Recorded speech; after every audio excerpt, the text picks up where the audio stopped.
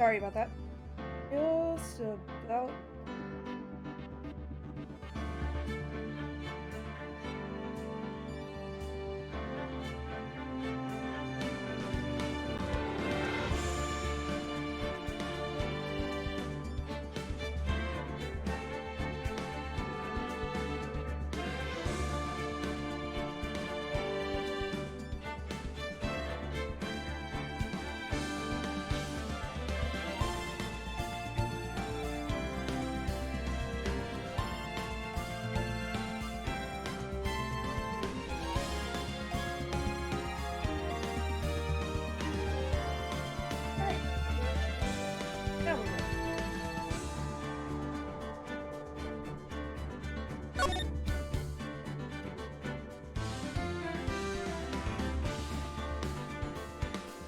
Please don't freeze.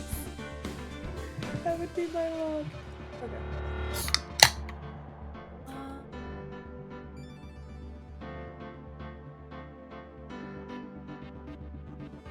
Let's do a break.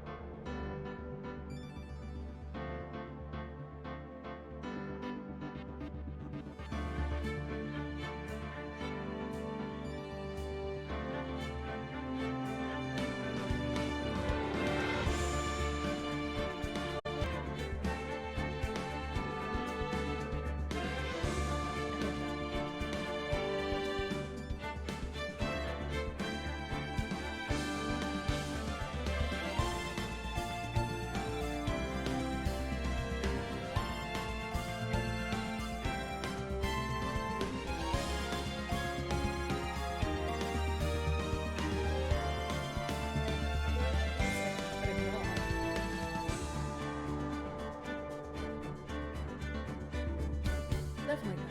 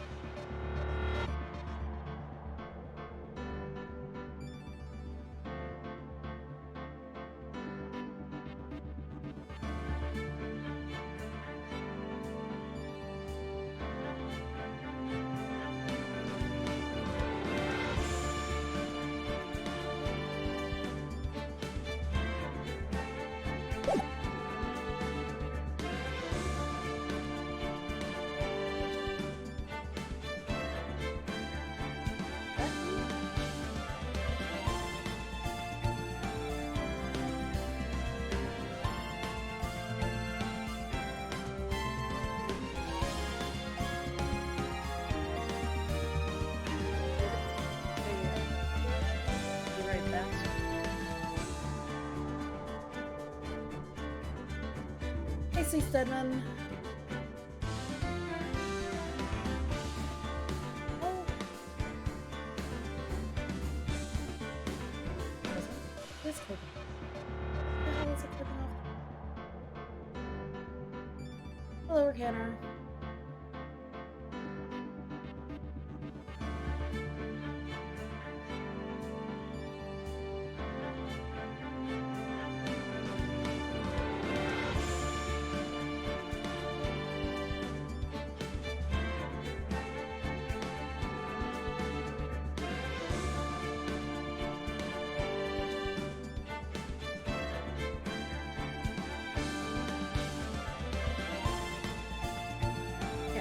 That's the whole page.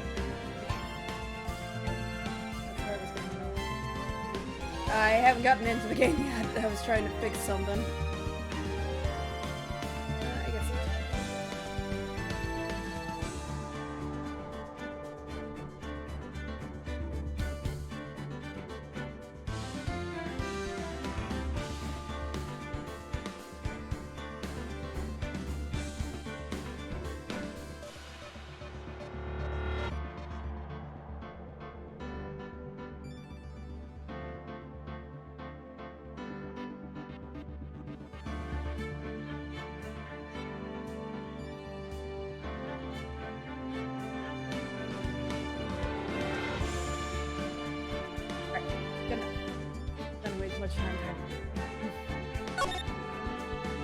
Let's start up the game. So this is, hello everyone, this is Needful Stargazer with that weird brain thing. Sorry about the chaos at the beginning of this. This is Phoenix Wright Ace Attorney. He actually just picked up the trilogy, the original 3 games.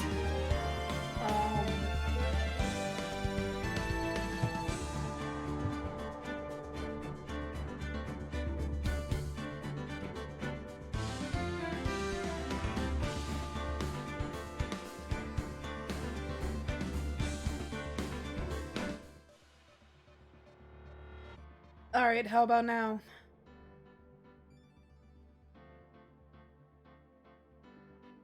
Can you hear me now?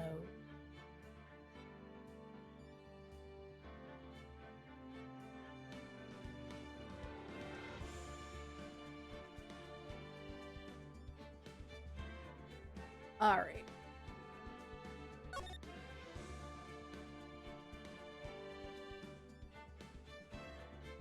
So if you don't know anything about the Ace Attorney games are literally a very weird law practicing game. Like, the bullcrud you pull in these games makes no sense, but they're great.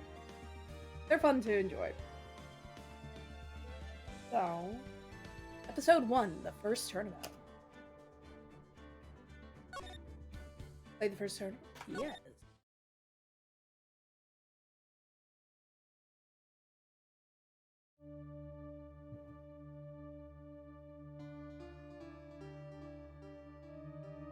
Wait, what?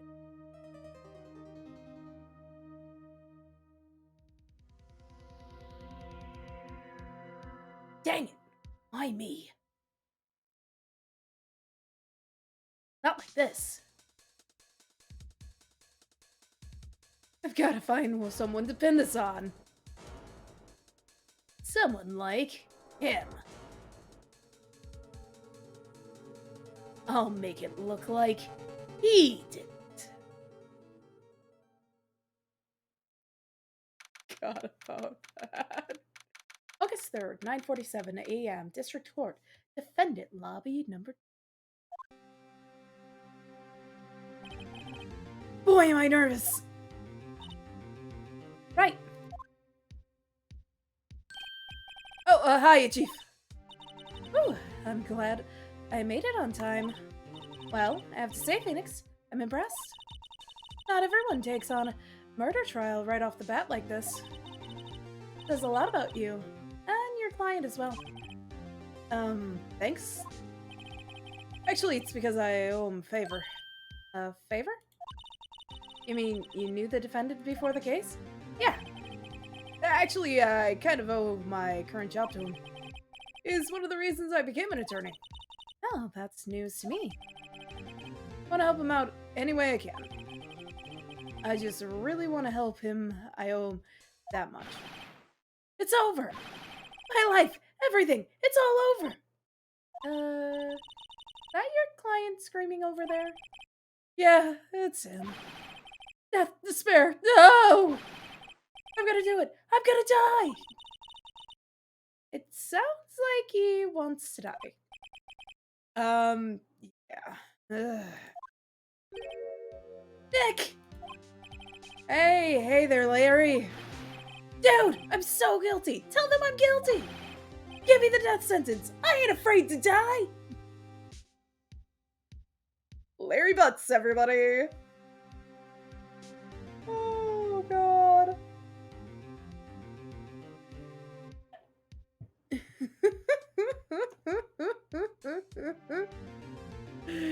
Larry is one of the most annoying characters, but also highly entertaining. That's all I really remember about Larry. Some of the bullcrud this man finds himself in. Right. What? What's wrong, Larry? Oh, it's all over. I'm finished. Finished! I can't live in a world without her. I can't. Who took her away from me, Nick? Who did this? Oh, Nick, you gotta tell me. Who took my baby away? Person responsible for your girlfriend's death? Newspapers say it was you. My name is Phoenix Wright. Here's the story. The first case is a fairly simple one. A young woman was killed in her apartment. The guy they arrested was an unlucky sap dating her. Larry Butts. My best friend since grade. Our school had a saying, when something smells, it's usually the Butts. 23 years I've known him, it's usually been true. He has a knack for getting himself in trouble. One thing I can say, though, it's usually not his fault. Terrible luck. But I know better than anyone that he's a good guy at heart. That, and I owe him one. Which is why I took the case. Clear his name. That's just what I'm gonna do. August 3rd, 10 a.m. District Court, courtroom number 2. Get used to this image, you're gonna see it a lot. Court is now in session for the trial of Mr. Larry Butts. The prosecution is ready, Your Honor. The, defense is ready, Your Honor. Ahem. Mr. Wright, this is your first trial, is it not? Yes, Your Honor. I'm, a little nervous. Your conduct during this trial will decide the fate of your client. Murder is a serious charge. For your client's sake, I hope you can control your nerves. Thank you, Your Honor. Mr. Wright, given the circumstances, I think we should have a test to ascertain your readiness. Yes, Your Honor. Handshaking. Eyesight. Fading. The test will consist of a few simple questions. Answer them clearly and concisely. Please state the name of the defendant in this case. That'd be Larry Butts. The defendant. Well, that's Larry Butts, Your Honor. Correct. Just keep your wits about you and you'll do fine. Next question. This is a murder trial. Tell me, what's the victim's name? Whew, I know this one. I read the case report covers the cover so many times. It's... wait. Oh. No way. I forgot. I'm drawing a total blank here. Phoenix! Are you absolutely sure you're up to this? You don't even know the victim's name? Oh, the victim. Of course, I know the victim's name. I, just forgot temporarily. I think I feel a migraine coming on. Look, the victim's name is listed in the court record. It's tab, but check it at any time, okay? Tab. Ooh, attorney badge. No one would believe I was a defense attorney if I didn't carry this. Cindy! Her name is Cindy. I'm death 7:30. Wow, July 31st. Between 4 and 5. Cause of death, loss of blood due to blunt trauma. Gotcha. Remember to check it often. Do it for me, please. Begging you. Mr. Wright, who is the victim in this case? Cinder Block. Yeah. By the way, if you didn't catch it, BFA is literally the lady that you're working for. Cindy Stone. The victim's name is Cindy Stone. Correct. Now, tell me, what was the cause of death? She died because she was with a blunt object. You're struck once by a blunt object. Correct. You've answered all of my questions. I see no reason why we shouldn't proceed. You seem much more relaxed, Mr. Wright. Good for you. Thank you, Your Honor. Because I don't feel relaxed, that's for sure. Well then. First, a question for the prosecution. Mr. Payne? Yes, Your Honor. As Mr. Wright just told us, the victim was struck with a blunt object. Would you explain to the court just why that object, or what that object was? The murder weapon was this statue of the Thinker. It was found laying on the floor next to the victim. I see. The court accepts this, accepts it into evidence. Statue added to the court record. A statue in the shape of the Thinker. It's rather heavy. Right. Be sure to pay attention to any evidence added during the trial. The evidence is the only ammunition you have in court. Use tab to check the court record frequently.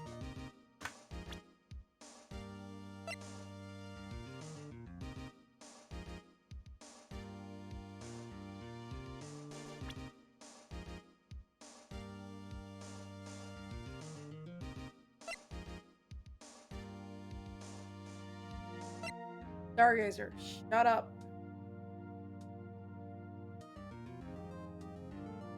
Oh no, she was alone.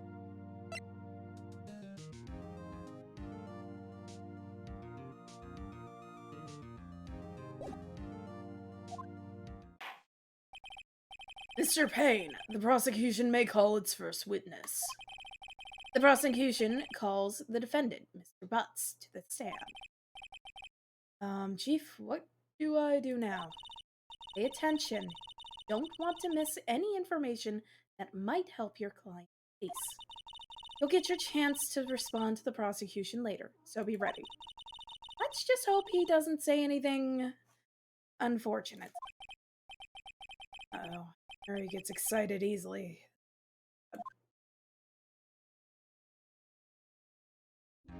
Look at him twitching! Ahem. Mr. Butts, is it not true that the victim had recently dumped you? Hey, watch it, buddy! We were great together. We were Romeo and Juliet, Cleopatra and Mark Antony. Didn't they all die? I wasn't dumped. She just wasn't taking my phone calls or seeing me. Ever. What's it to you anyway?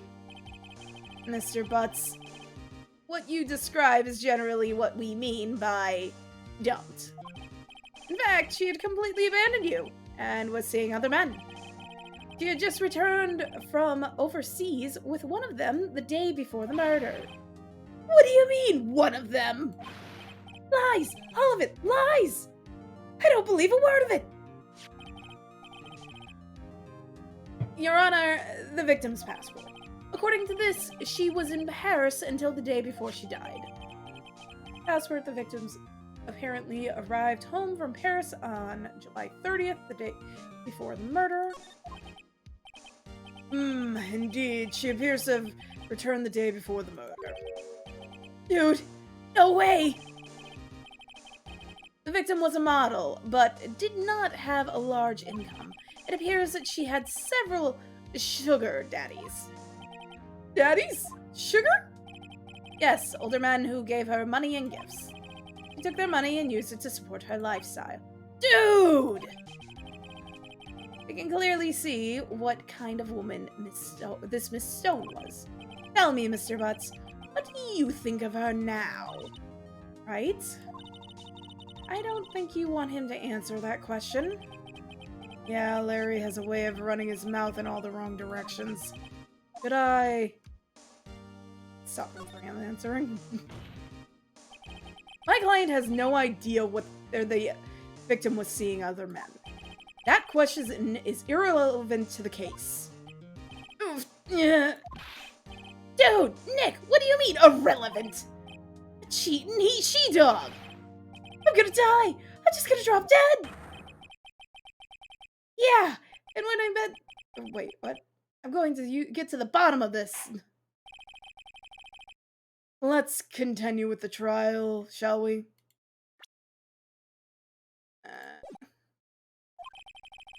I believe the accused's motive is clear to everyone. Yes, quite. Oh boy, this is so not good looking, or looking good. Next question. You went to the victim's apartment on the day of the murder, did you not? Well, did you or did you not? Well, maybe I did, but maybe I didn't. Oh, he went. What do I do? Have a man. I know, I'll send him a signal. Tell. I was there. I went. Order. Well, Mr. Butts. Dude, chill. She wasn't home, man, so, like, I didn't see her. My god, I forgot how squeaky this man's voice is. Your Honor, the defendant is lying. Lying? The prosecution would like to call a witness who can prove Mr. Butts is lying. Well, that simplifies matters. Who's your witness? The man who found the victim's body. Just before making the gruesome discovery, he saw the defendant fleeing the crime scene.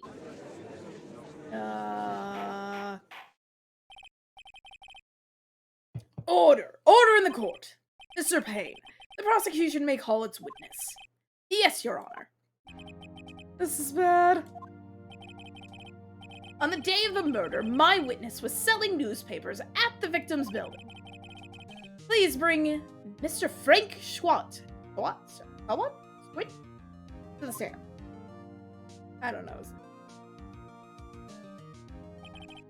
Mr. Schwat, you sell newspaper subscriptions, is this correct? Oh, yes. Newspapers, yes. Mr. Swat, you may proceed with your testimony. Please tell the court what you saw on the day of the murder. Witness account. Witness testimony. I was going door to door, selling subscriptions when I saw a man fleeing an apartment. I thought he must be in a hurry because he left the door half open behind him. Thinking it was strange, I looked inside the apartment. Then I saw her lying there, a woman not moving, dead. I quailed in fright and found myself unable to go inside. I thought to call the police immediately. However, the phone in her apartment wasn't working. I went to a nearby park and found a public phone. I remembered the time exactly. It was 1 p.m. The man who ran was, without a doubt, the defendant sitting right over there.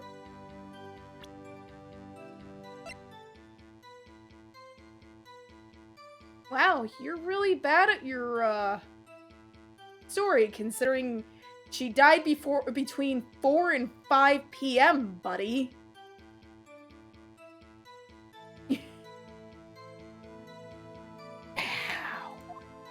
So you're saying that he killed her 4 hours before she died, and you took 4 hours to get to a park?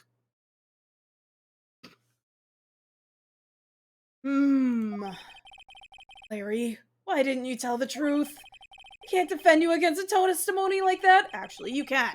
It's really easy.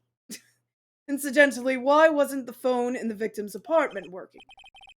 Your Honor, at the time of the murder, there was a blackout in the building. Aren't phones supposed to work during a blackout? Yes, Your Honor.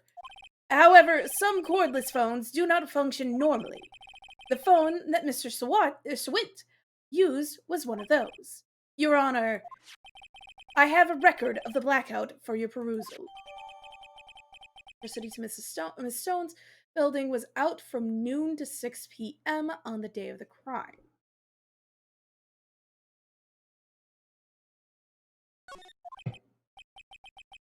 Now, Mr. Wright. Yes, yes, Your Honor. You may begin your cross-examination. Cross-examination. Your Honor. All right, right. This is it. The real deal. Uh, what exactly am I supposed to do? Right, you expose the lies in the testimony the witness just gave. Lies? What? He was lying? The client is innocent, right? Then that witness must have lied in his testimony. Or your client really, or is your client really guilty? How do I prove he's not? You hold the key. It's in the evidence. Compare the witness testimony to the evidence at hand. There's bound to be a contradiction in there. First, find the contradictions between the court record and the witness's testimony. Then, once you've found contradicting evidence, present it and rub it in the witness's face. Okay. Open the court record with tab and point out the contradictions in the testimony. We got this. We already figured it out.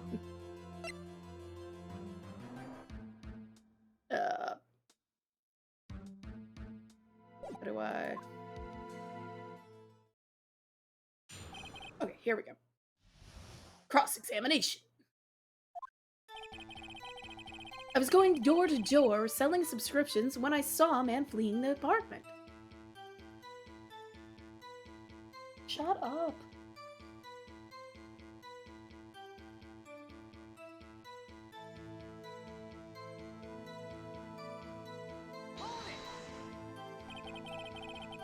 The man leaving an apartment a common sight. I find it odd that you would take notice of him.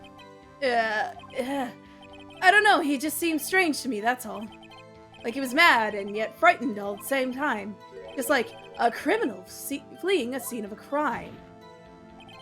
The defense requests the witness refrain from conjecture. Of course, what the witness means is that the man he saw looked suspicious.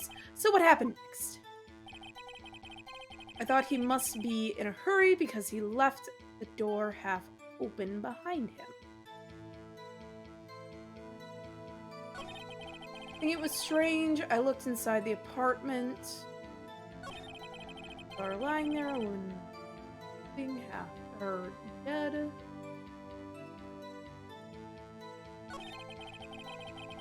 Right. Try pressing it. So, you didn't touch anything in the apartment? Yes. I mean, no, nothing. Okay, what happened next? Call the police immediately. Over the phone, her apartment wasn't working. Work, phone, public phone.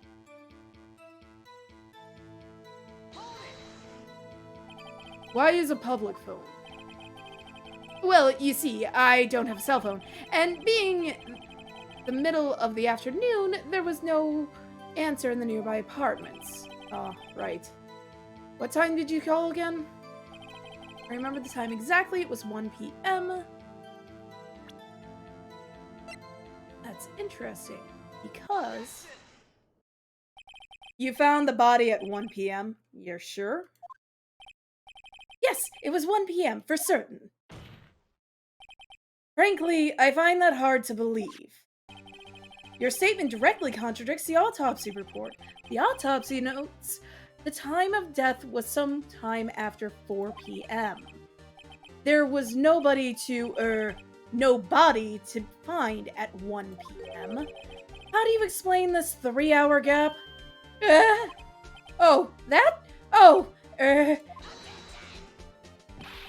is trivial. The witness merely forgot the time. After his testimony, I find that hard to believe. Mr. Sawit, why were you so certain that you found the body at 1 p.m.? Gee, that's a really good question. Great job, Wright. Way to put him on the spot. That's all you have to do. Point out the contradictions. Lies always beget more lies.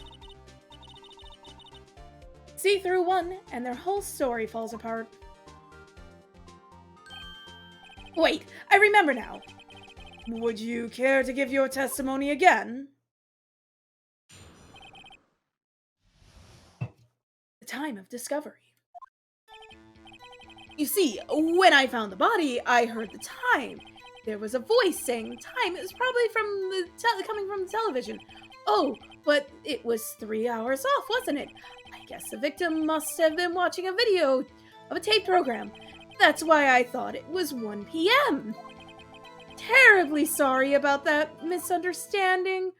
Really interesting. Consider that the power was off. I see. You heard a voice saying the time on a taped program.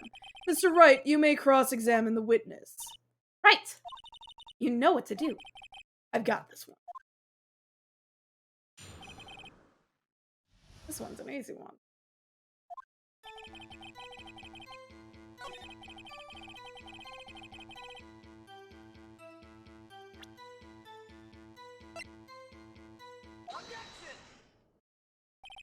Hold it right there.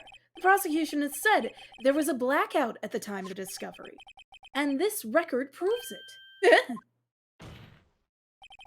You couldn't have heard a television or a video. The defense has a point. Do you have an explanation for this, Mr. Schwartz? No, I find it quite puzzling myself. Quite. Wait, I remember now. Mr. Schwartz, the court would prefer to hear an accurate testimony from the very beginning. These constant corrections are harming your credibility. That, and you seem rather distraught.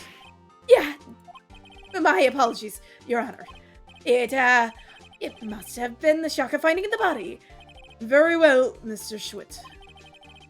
Let's hear your testimony only one more time. Hearing the time. Actually, I didn't hear the time. I saw it. There was a table clock in the apartment, wasn't there? Yeah, the murder weapon. The killer used it to hit the victim. That must have been what I saw. You saw a clock. I guess that would explain it. The defense may cross-examine the witness. Gladly. Table clock, really? Because I'm pretty sure the statue of David is not a clock.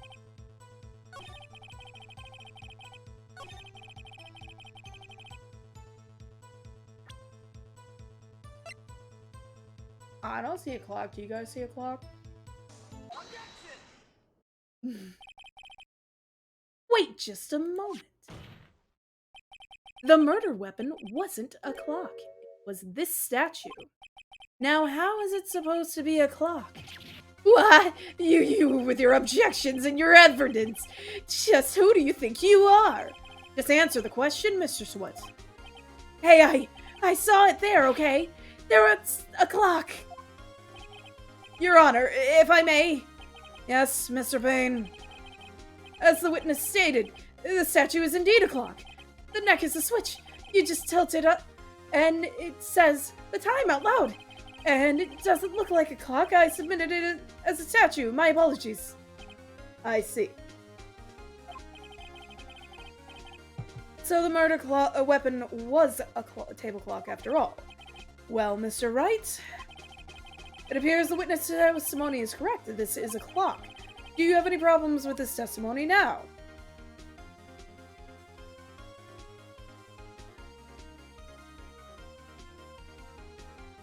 Yes? Your Honor, there is a gaping hole in the witness's testimony. The only way he could have known the weapon was a clock is to hold it in his hand. Yet the witness testified that he never entered the apartment. Clearly a contradiction. Indeed. The witness knew it was a clock because he knew the victim or went into the apartment. Knew the victim. Tell me, isn't it true that you knew the victim? In fact, you were one of her sugar daddies. Be frank with us, Mr. Sweat. Frank? I'm always frank.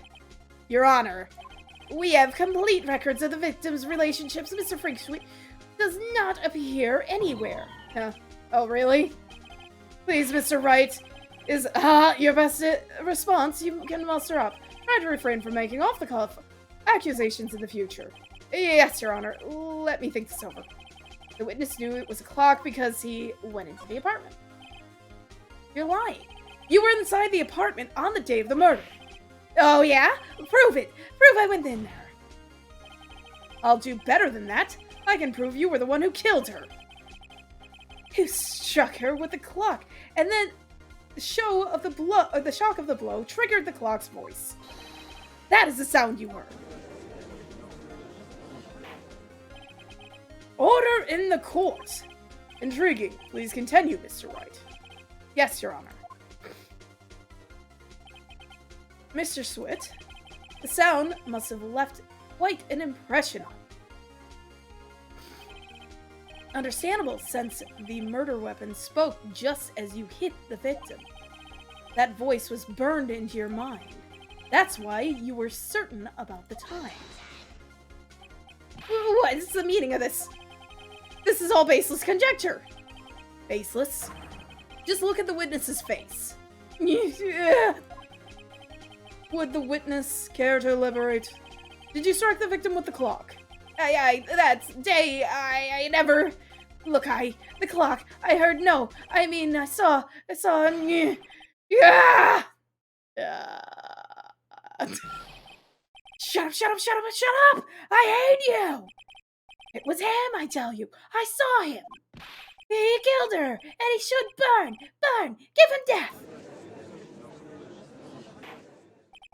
Order in the court, I say. Your Honor, a moment, please. There isn't a shred of evidence supporting the defense's claims. Mr. Wright. Your Honor, you claim the sound the witness heard came from the clock. Do you have any evidence? The whole case is right. So I better think it through carefully. Your Honor, the sound Mr. Schwitt heard was definitely this clock. A fact which is clear if you simply examine batteries, ask the neighbors, try sounding.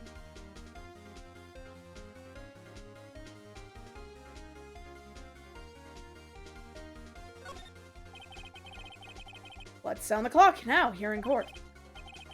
Your Honor, may I have the clock? Ask the court to listen very carefully. Beep.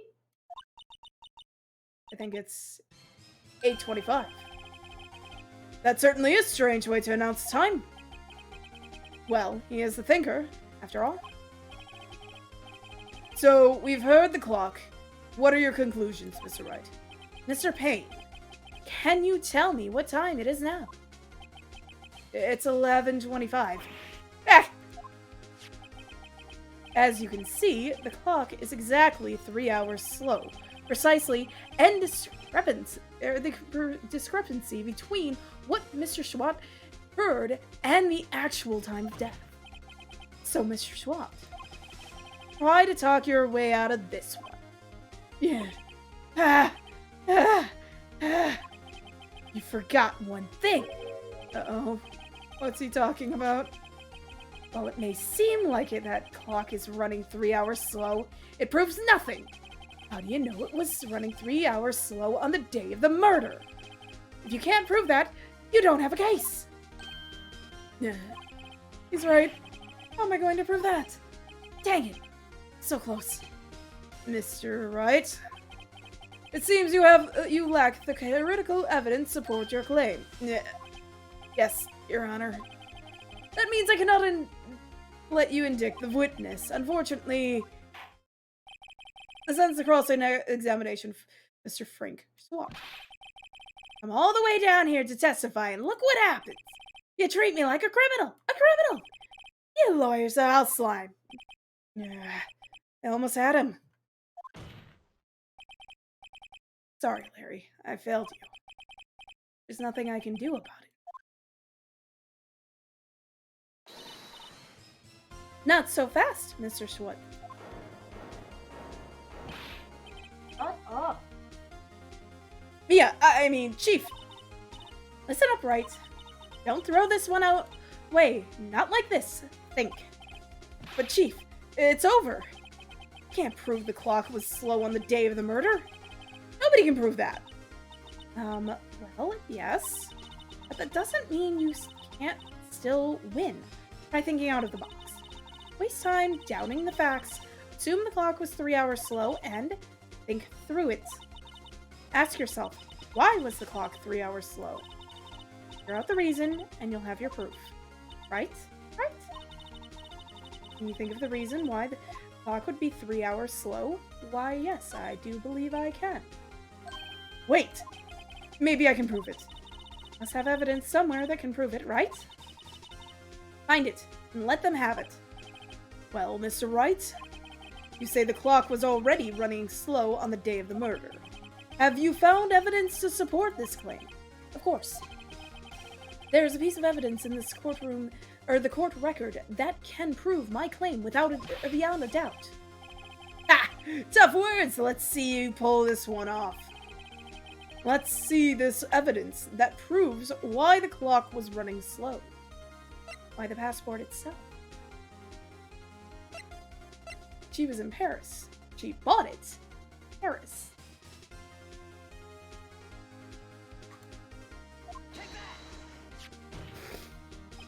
The victim had just returned home from abroad on the day before the murder. As we all know, the time difference between here and Paris is 9 hours. When it's 4 p.m. here, it's exactly 1 a.m. the next day there. The clock wasn't 3 hours slow, it was 9 hours fast. The victim hadn't reset her clock since returning home. That's why the time you heard when you struck her dead in the apartment was wrong. Proof enough for you, Mr. Swat? Or should I say Mr. Did It? Yeah. Just foamed at the mouth. Order! Order, I say!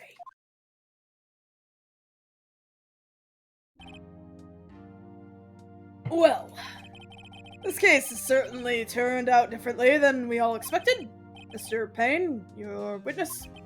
He was arrested and has been taken away, Your Honor. Very well. Mr. Wright. Yes, Your Honor. I have to say, I'm impressed. I don't think I've ever seen someone complete a defense so quickly and find the true culprit at the same time. Thank you, Your Honor. At this point, this is only a formality, but the court finds the defendant, Mr. Larry Butts, not guilty.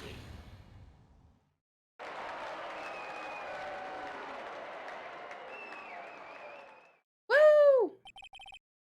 And with that, this court is adjourned. Woohoo, we won! Turns out that Frank Schwat was a common burglar. He posed as a newspaper salesman, check and see when people were out of the house. That day, when Larry went to her apartment, the victim wasn't home. After he left, Schwat let himself in to do his dirty work. While he was searching her place, the victim returned. Flustered, Mr. Schwat grabbed the nearest blunt object he could find.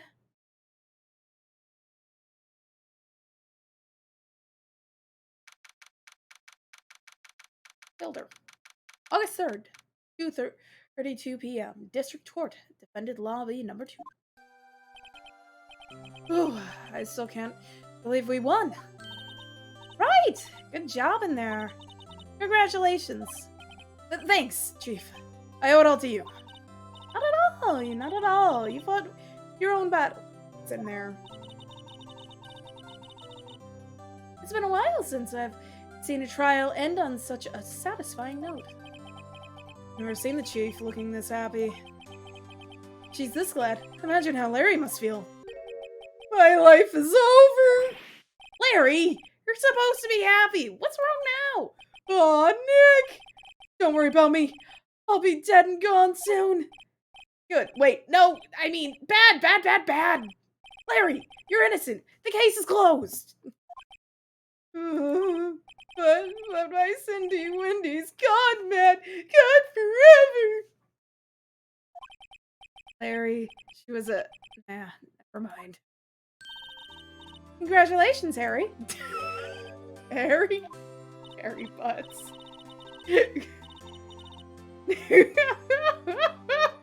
I love Thea. I can practically see the headlines now. Harry Butts, innocent. Thanks! I really owe you one. I won't forget this ever. Let's celebrate. Dinner? Movie? My treat? Oh, no, I couldn't. Hey, I was the one who got you off the hook. Oh, hey! Here, take this. It's a present. A present? For me? Wait, wasn't this the evidence that... Actually, I made this clock for her. I made one for her and one for me. Really? You made this. Well, thank you. I'll keep it as a memento. Yo, Nick. You believe it? I was so into that chick. And she was just playing me for a fool. Don't that make you want to just cry? Harry. Are you so sure? Excuse me? I think she thought quite a lot of you in her own way. Nah, you don't gotta sympathize with me, okay? Oh, I'm not just sympathizing. Really. Isn't that right? Don't you have something to show your friend? Something that proves how she felt about him. Huh? Oh, yeah, right. What the heck is she talking about? The fact that she kept the statue, probably.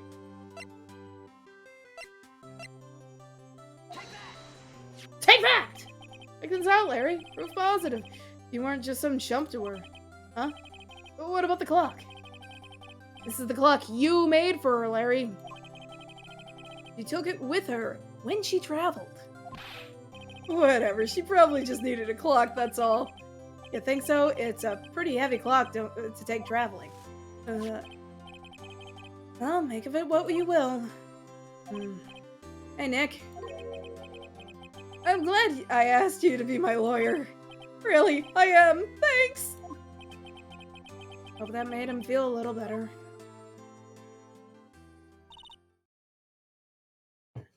Right? I hope you see the importance of evidence now. Also, hopefully you realize things change depending on how you look at them. People, too. Never really knows if our clients are guilty or innocent. What we can do is believe in them. And in order to believe in them, you have to believe in yourself. Right. Listen, learn, go strong. Never let go of what you believe in. Ever. I think our work here is done. Shall we be off? Yeah, I guess so. Say, how about dinner? On me? We'll drink a toast to the innocent Butts. Yeah! Oh, speaking of Harry. I love that she keeps calling him Harry. You were saying part of why you became a lawyer was because of him. Yeah, part, at least. You'll have to tell me more about it sometime. Maybe over drinks? And so my first trial came to a close. Larry slapped me on the back and said, "Gee, Nick, it's good to have friends." But I'm pretty sure he's not going to pay us, unless you count the clock he gave me. I didn't know it then. But that clock was soon going to be at the center of another incident. And my promise to tell the chief about me and Larry. Be one promise I wouldn't be able to keep. The end. Case 1.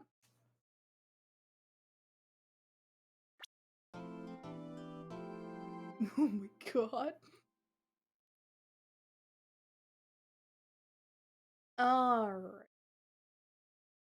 So we'll definitely do episode 2. I don't think we're gonna do episode 3 tonight. I have way too much of these games. Oh, I forgot the insanity of the Larry Butts case. Larry Butts. I can't believe she was calling her Harry Butts. So good. Content. Peace.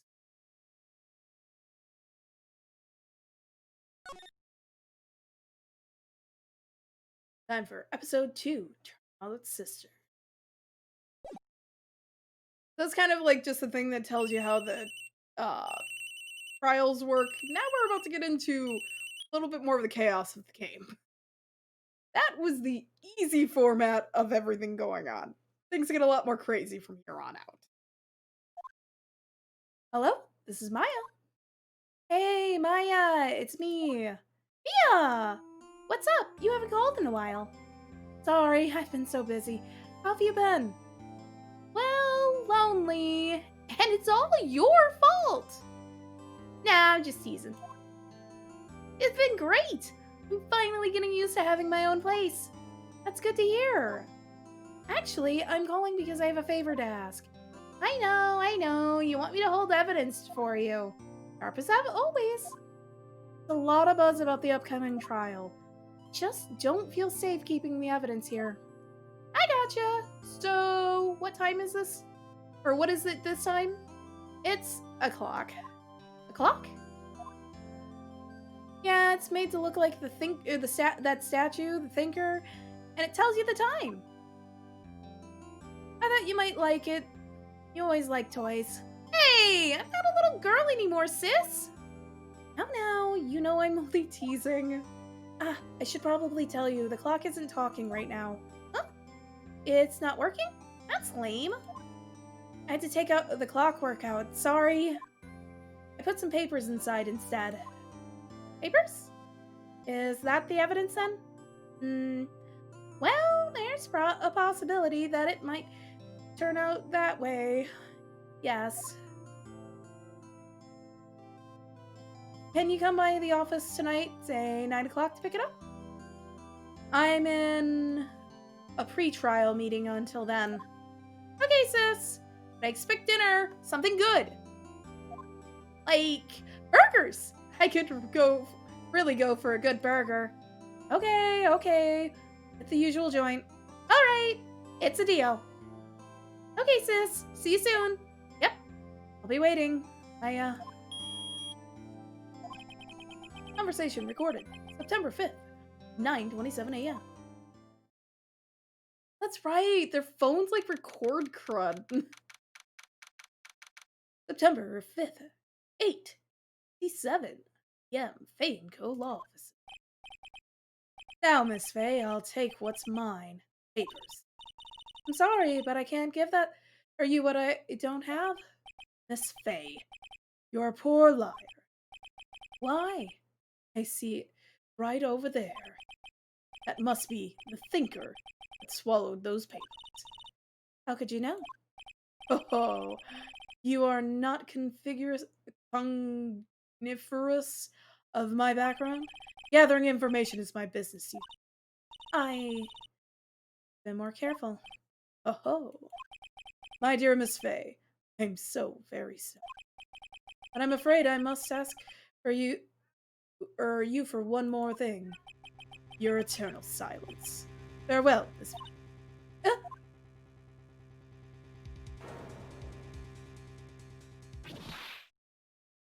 And, yeah.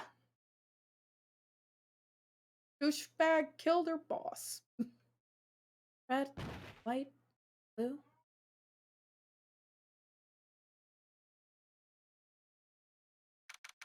September 5th, 9:08 p.m. Bay & Co. Law Office.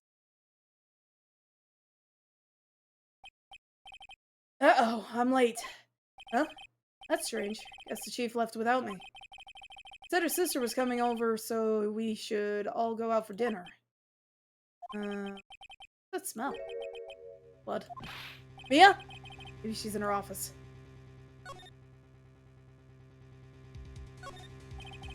No blood, that can't be good. Check and see if Mia, the chief's okay. Okay, well then just go.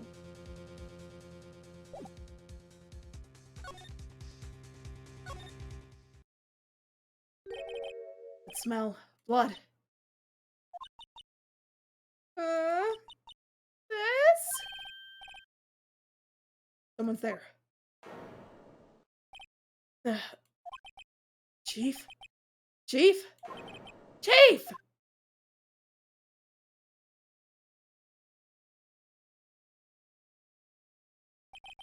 Who are you? Oh, hell. Strange girl dropped out cold. Left her lying on the office sofa. Went back to the chief, where she lay under the window. Her body was still warm. I could feel it when I held her shoulder. Then, all too quickly, finally, she was...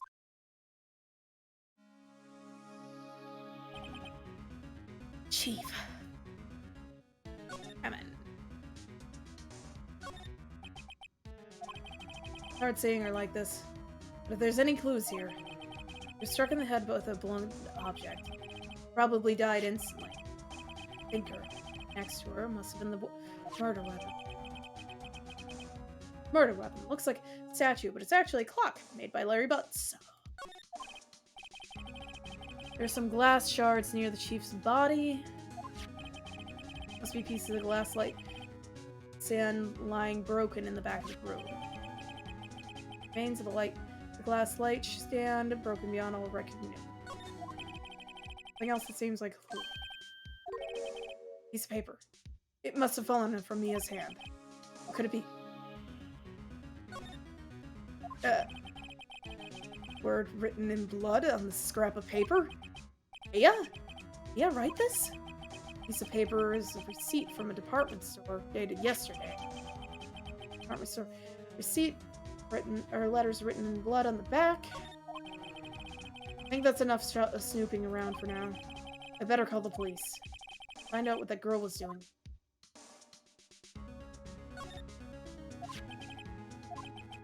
Oh yeah, I heard that.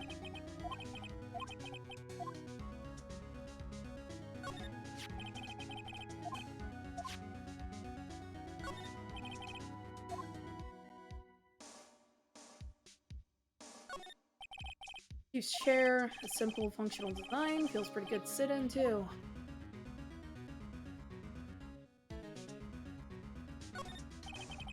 A large building right across from the office. Gatewater Hotel and Ice Luxors.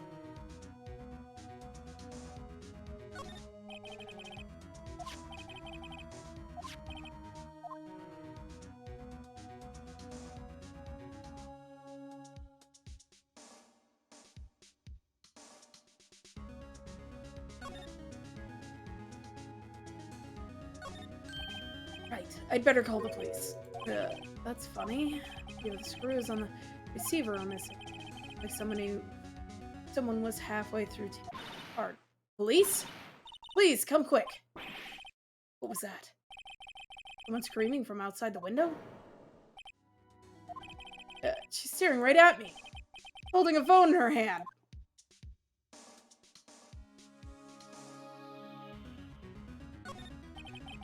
Banco ledger book. Everything was written. Use ultra neat handwriting. It's a small office, but it makes a good bit of money. Screws. I better not use it. All the chief's important documents are packed in here. There's where she filed her case records and recent. Perfectly normal office desk. The chief had a very particular policy about office work. Spend big on stuff that the clients use, but keep your own stuff simple. Surprisingly, the chief was never good with machines. But all she used for was email. Picked up this ancient model at some garage sale for practically nothing.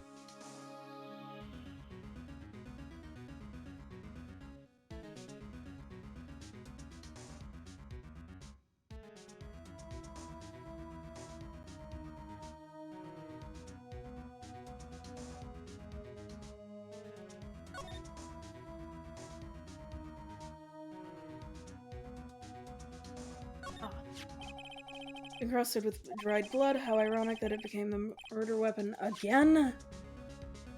That was the last thing.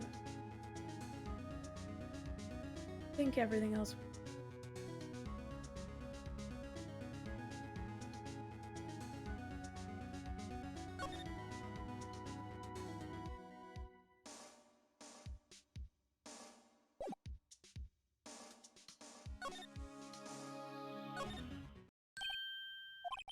That girl just now. Where'd she go?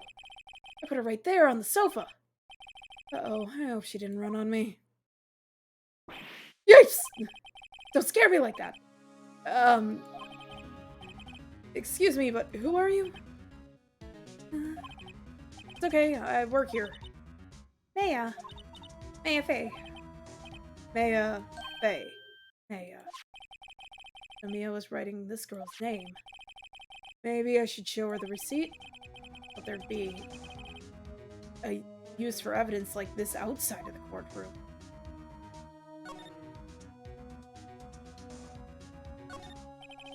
The Egyptian desk, I usually sit here.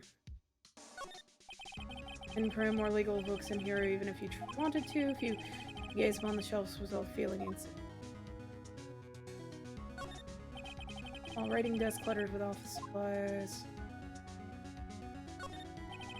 Sofas for clients, it's leather, real luxury model.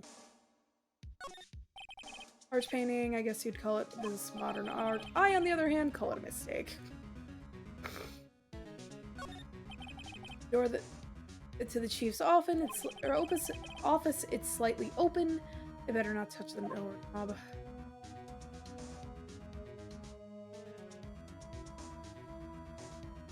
Alright.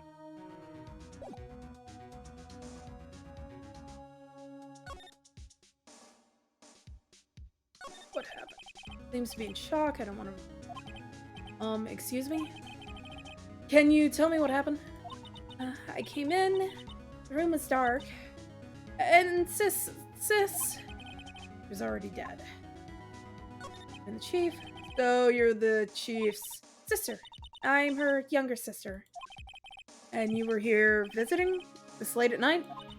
Yes, she said she wanted me to keep some evidence for her. Evidence? Yes, it was that clock. It was the thinker.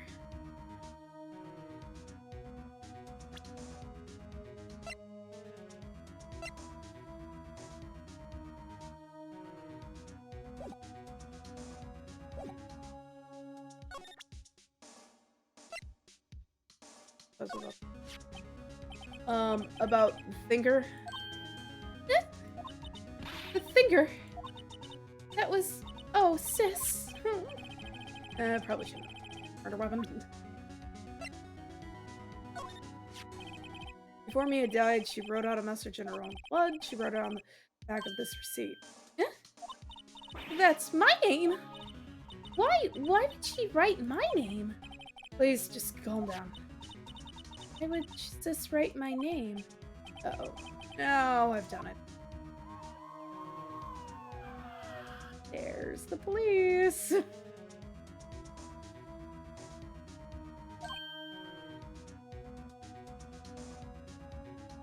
The police. Sounds like they're coming this way. Freeze, police!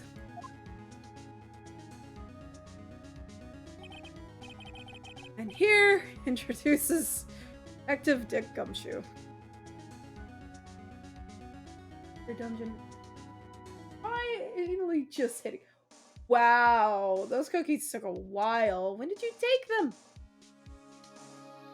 Alright, I'm Detective Dick Gumshoe, see? Gumshoe? An odd name. We received a report from the building across the way, see? Got a person saying they saw a murder. Must have been that woman I saw. Anyway, I don't want either of you moving 1 inch, okay? Great. Just great. Maya, wait. She wouldn't have... Whoa! Excuse me! This word Maya here mean anything to you? That's my name. What? I love Gumshoe so much. The victim drew this here note in her own blood, see?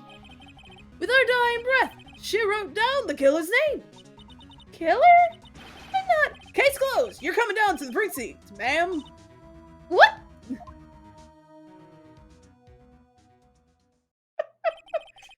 Mia's younger sister, Maya, was arrested on the spot.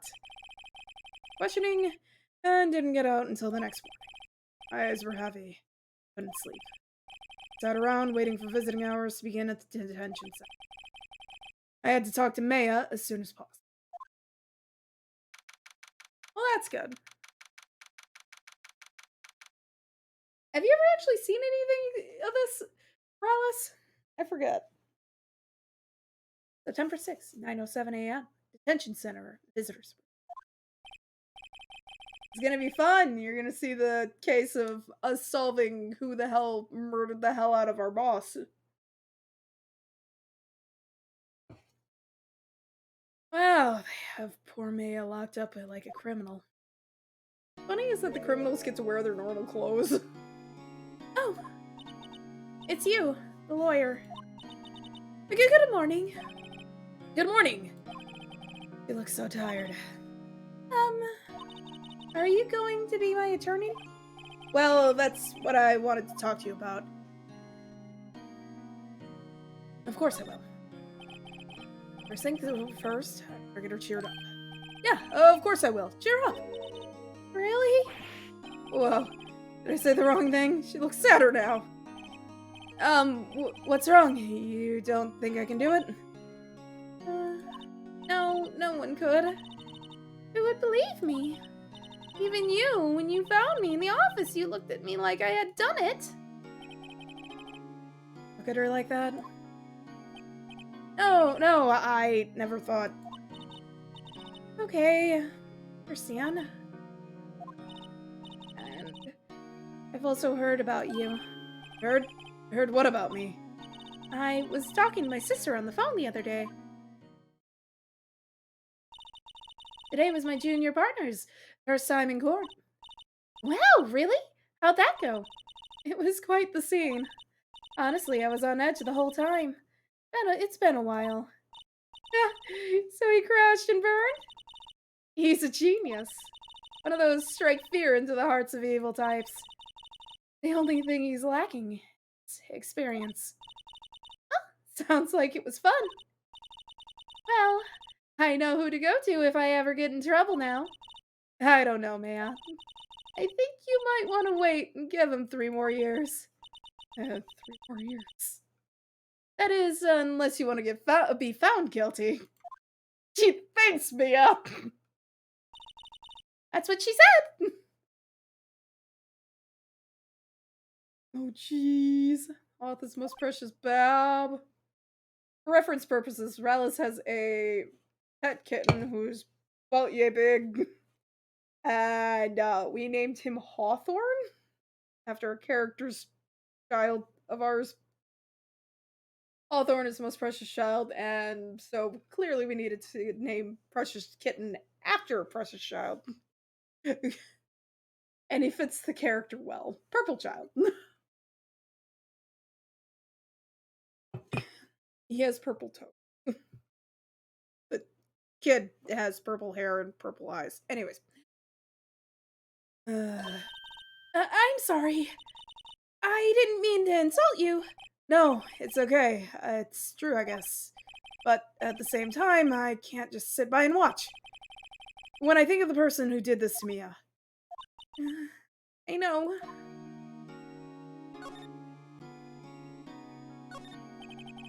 Goddard monitors the visitor's room. He has an inch. A pro, this guy. Well, for the camera.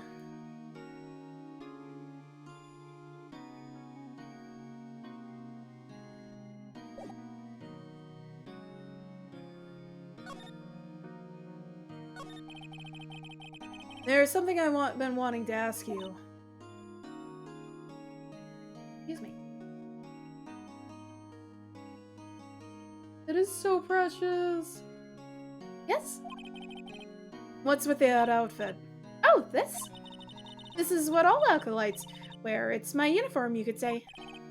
Acolytes? Like people in religious training? What is it that you do?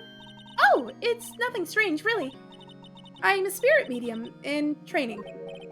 The spirit medium? Pretty sure that qualifies as strange. Crime. Could you tell me about the day of the murder? Yes. Let's see. That morning, I got a call from my sister. She wanted me to hold on to a piece of evidence for an upcoming trial. Evidence? Yes, that clock shaped like the thinker. The one Larry made. How could that have been evidence in a case? Right. She said something about that. I remember. Do you want to hear it in her own voice? Her own voice? Yes! I'm pretty sure our conversation is on my cell phone. You recorded it? Yeah! I forgot how to delete those things. Your cell phone? So, you say you have a conversation with your sister on your cell phone? Let's hear. Right! Oh. I just remembered the detective took my cell phone. Sorry. Oh, right. Next time I see Detective Gumshoe, I'll ask him. I'll write you a note so you don't forget, okay? Sure, thanks. Conversation I had with my sister is recorded on my cell phone. So you're an acolyte, or a medium in training. That's right. The Fae family, especially the women, have always been very sensitive to the spirit world. Wait a second, you said the Fae family? So Mia was into this stuff too? Yeah, of course. She left the mountain to follow her career, she says. Her powers were first class too. I had no idea. Wait, what? So you're a real, honest-to-goodness spirit medium? ESP and all that? Yes, in training. Well, can't you contact Miri's spirit then? Just ask her who killed her. I'm sorry, I'm still in training. I couldn't do something on that level. Thought it would be that would be too easy. Oh! Huh? Something the matter? I was wondering, could I ask you a favor? This is the address of a famous lawyer. My sister gave me this a long time ago. She said if I was ever in trouble, I should call him. And well, I'm in trouble. You think you could go ask him to represent me? Sure, why not? I'll go ask. Thank you so much! I have no one else to turn to. Say, what about your parents? I see. Don't worry, leave it to me. Thank you. The trial's tomorrow at 10 o'clock. What? Tomorrow? Tomorrow. But the guy refuses. He told me that if I don't find one, the state will pick an attorney to defend me. When will that happen? They're giving me until 4 this afternoon. And visiting hours are almost up. I'd better hurry. Right, I'll be back. Could you tell me about the day of the murder? I can't remember who's on the freaking paper. Sorry, I know it must be hard. No, it's okay. All I've been doing the last few hours is talking about it. Kinda gotten used to it. Let's see. That morning I got a call from my sister. Wanted me. Wait a minute. Why did that say that it was something new to talk about?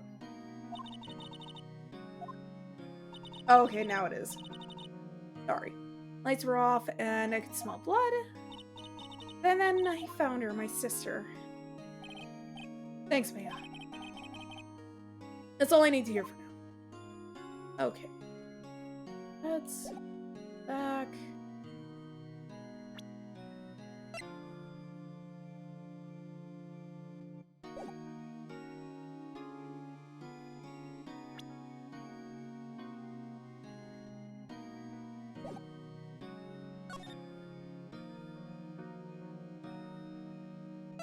This is the guy that we're supposed to go meet. September 6th, Grossberg Law Office. According to the receptionist, the big boss is out. Couldn't say when he'd be back. Be hard to keep track of everything when you're a famous lawyer. Run an office like this, I guess I'll just later.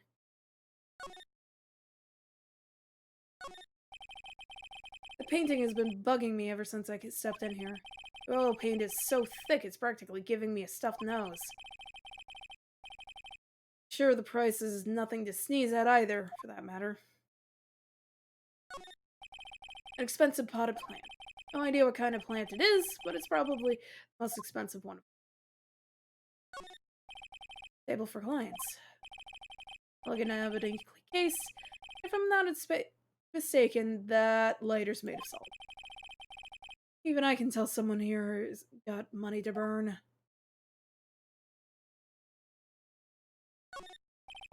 Solid mahogany desk. Wood's been polished with deep luster.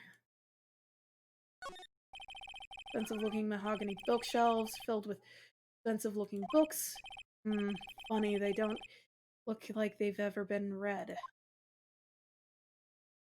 Oh, he's a faker! No.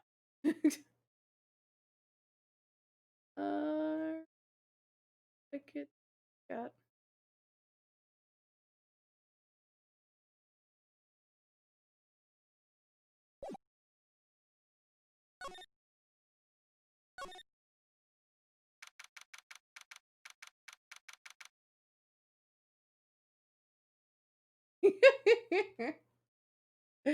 Thanks for the bits, Mom.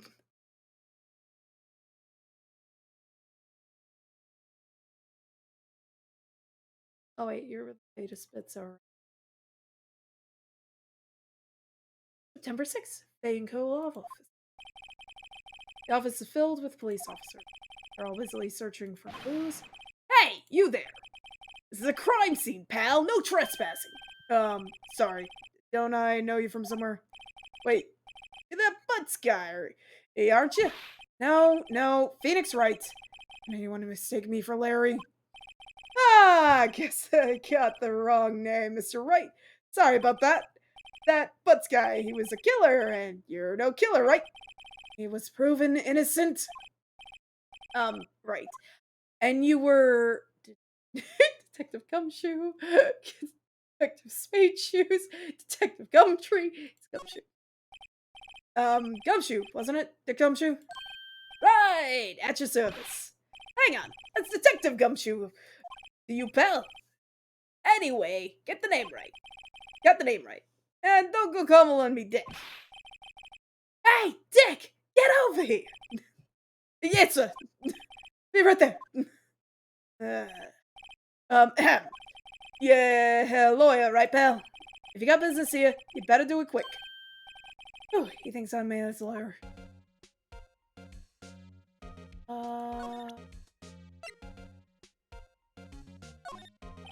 I was wondering, did you see me a cell phone?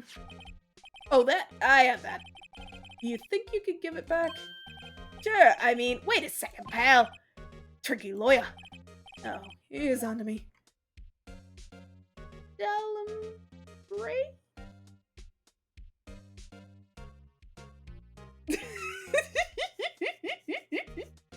I know, right? He's such a jock.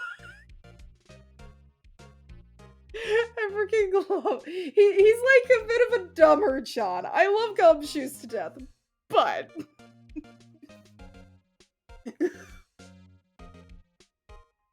he's a little slow on the uptake, if you know what I mean.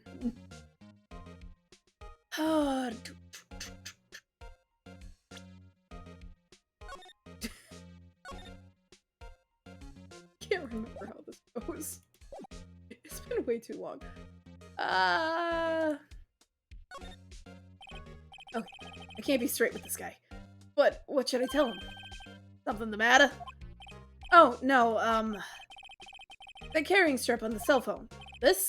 Huh? It says the Steel Samurai Warrior of Neo Tokyo. Steel Samurai, that action hero on TV. Yeah, you see, the strap is a collector's item. She was worried it might get lost if it went back, or went down to the precinct. That's what she said. Yes. Okay, Belle. I wrote down all the numbers she killed anyway. Here you go. They didn't notice the recorded conversation. A cell phone received from Detective Gumshoe. Check the court record to hear the recorded conversation.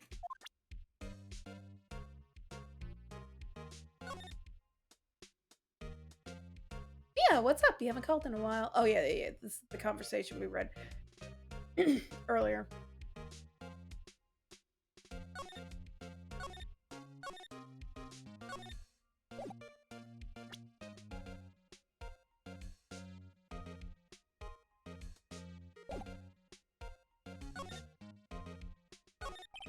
But Miss Faye, do you have an autopsy? Huh?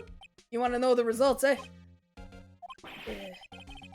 Now, don't you look at me like that, pal. No use. Might have been your boss, but that doesn't mean you get any special treatment. Alright, you can see the report, but that's all. Autopsy report has been added to the court record. Time of death, 9/5 at 9 p.m. Single blunt force trauma, death was instantaneous. So she couldn't have wrote the name on the piece of paper.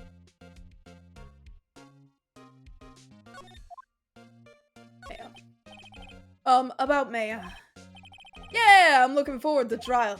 Sorry, pal, but this is one trial you aren't going to win. Why do you say that? City's put prosecutor Edgeworth on the prosecution. Well, Edgeworth's here. Sorry, my favorite character is a bad guy. Not really. Edgeworth. I'm sure you know what that means, you being a lawyer and all. I guess I've asked all the questions I need to. You all done, pal? Shut up, Rallis. Yes, thank you. I'll be heading out now. Oh, wait. One more thing I wanted to mention to you. I don't suppose you're planning on talking to that witness? Anyway, you better not. No influencing the witness with your lawyery ways, pal. Come to think of it, I had completely forgotten about her. The witness? Yeah, Miss April May. Sorry about this, but I can't tell you anything about her. Well, you just told me her name, Miss May, huh? So you've sent her home already, then? Ha! You're trying your lawyerly tricks on me now. I'd go outside her room until the trial, though she's still in the hotel across the way. I guess I should know better than to try to get a detective to leak information. I love this man. Gumshoes, you're trying to trick me here. I ain't telling you that she's staying in her room till the trial. Thanks for the information, Gumshoes. Got that right, pal. And to pay a visit to Miss May. Edgeworth. Prosecutor Edgeworth. That's right, pal. Mr. Miles Edgeworth himself. Wait, did you know him? You do know him, don't you? Of course I do! I know him. He's a feared prosecutor. He doesn't feel pain, he doesn't feel remorse. He won't stop until he gets his guilty verdict. Ah, don't talk about him that way. You make him barely sound human. Still, I'm afraid this pretty much decides the case. Though Edgeworth is on this one. He hasn't lost a case since he became a prosecutor at the incredibly young age of 20. Of course, there are rumors of back-alley deals and forged evidence. All I know for sure is that Edgeworth hates crime with almost abnormal passion. I'd imagined I'd be facing him so soon. Poor man.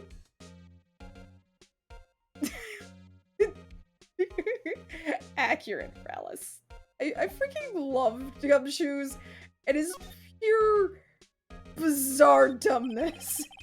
Mia's favorite potted plant. I remember it had this bizarre name that no one could ever remember. Cordyline stricta, pal. Who was that? Cordyline stricta! Might be dumb, but he knows his plants. Oh, the movie poster. Apparently, this is the first movie that made Mia cry when she saw it. head out on one of these days. Sky is blue, and so am I.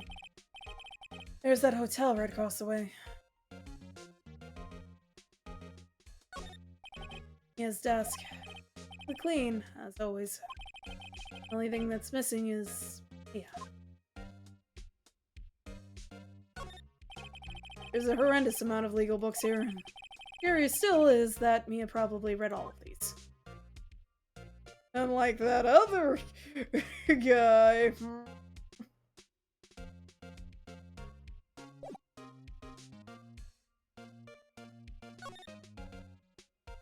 Oh.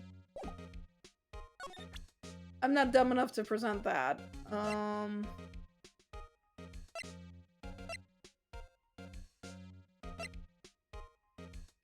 Hey, by the way, I have the converter weapon right here. Yeah, he's pretty much the Guzma. Oh god, am I doing the Guzma voice right now? Oh my god, I think I'm doing the Guzma voice for Gumshoes. I wonder why I'm going into specific so easily for him.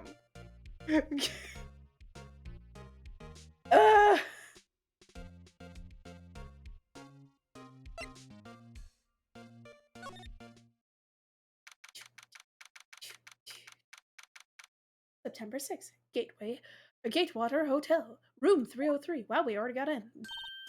Well, hello there, handsome. Hi. Smooth, right? Real smooth. You're the lawyer, aren't you? The detective told me. He said, don't say nothing to that lawyer, pal. Tee-hee. Myself, thank Detective Gumshoe for making my job harder. Gee, this is all like something out of a movie. It's all so exciting I can hardly contain myself. Ooh, let me go freshen up so I can look the part of a beautiful eyewitness. I pity the lawyer that has to cross-examine this one.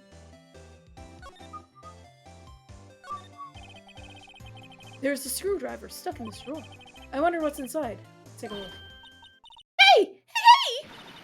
What are you doing? No touching! Oh, bad boy. You really shouldn't pry around in other people's rooms, you know.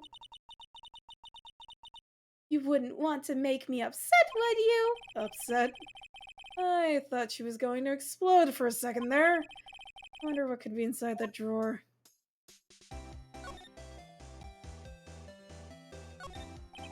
Flowers are fake, as expected. I know sunflowers and tulips, but that's about the extent of my floral knowledge. So, you know, the really obvious ones.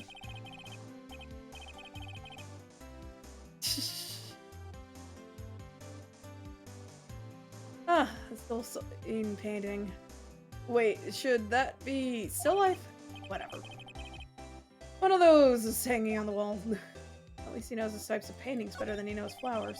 I'm pretty sure those are roses. I mean, come on, roses are pretty easy, Phoenix.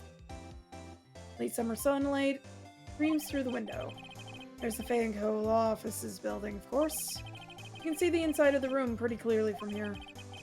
I think it would be a little difficult to recognize a face from distance, though.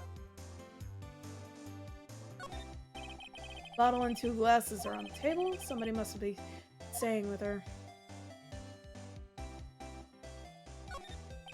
Simple bed. Been recently made. Nothing eye-catching here.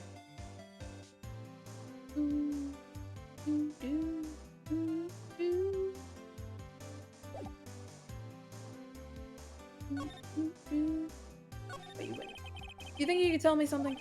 I need you to describe what you observed at the time of the incident. Oh, observe incident. You sound just like a lawyer in the movies. I like a man with a big vocabulary. Better not encourage her. You know that thing that happened the other day, the bad thing? What did you see when it happened? I don't suppose you could tell me about it, pretty please? Let me see. Well, dream on. If you want to know, you'll just have to come to the court tomorrow, Mr. Lawyer. Oh boy. Could you just... Who exactly are you? Oh, Oh, Mr. Lawyer, are you hitting on me? No, hey, I'm just doing my job over here. Gee, you're cute when you blush. Believe me, this is the first time in my life I've blushed this much. Right, can you just tell me what it is you do? Well, tea, and you had your little hopes up, didn't you? Oh boy. This room.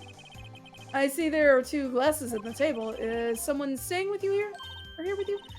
Oh, what an amazing powers of observation. You must be one of those famous detectives like on TV. Oh, no, not me. I'm just a lawyer. Say, Mr. Big Detective, why don't you go look for clues in the garbage, Miss May doesn't like nosy little lawyers, Oh boy.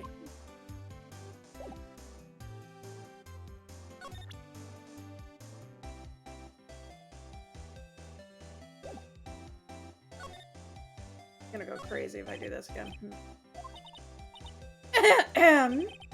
Maybe later.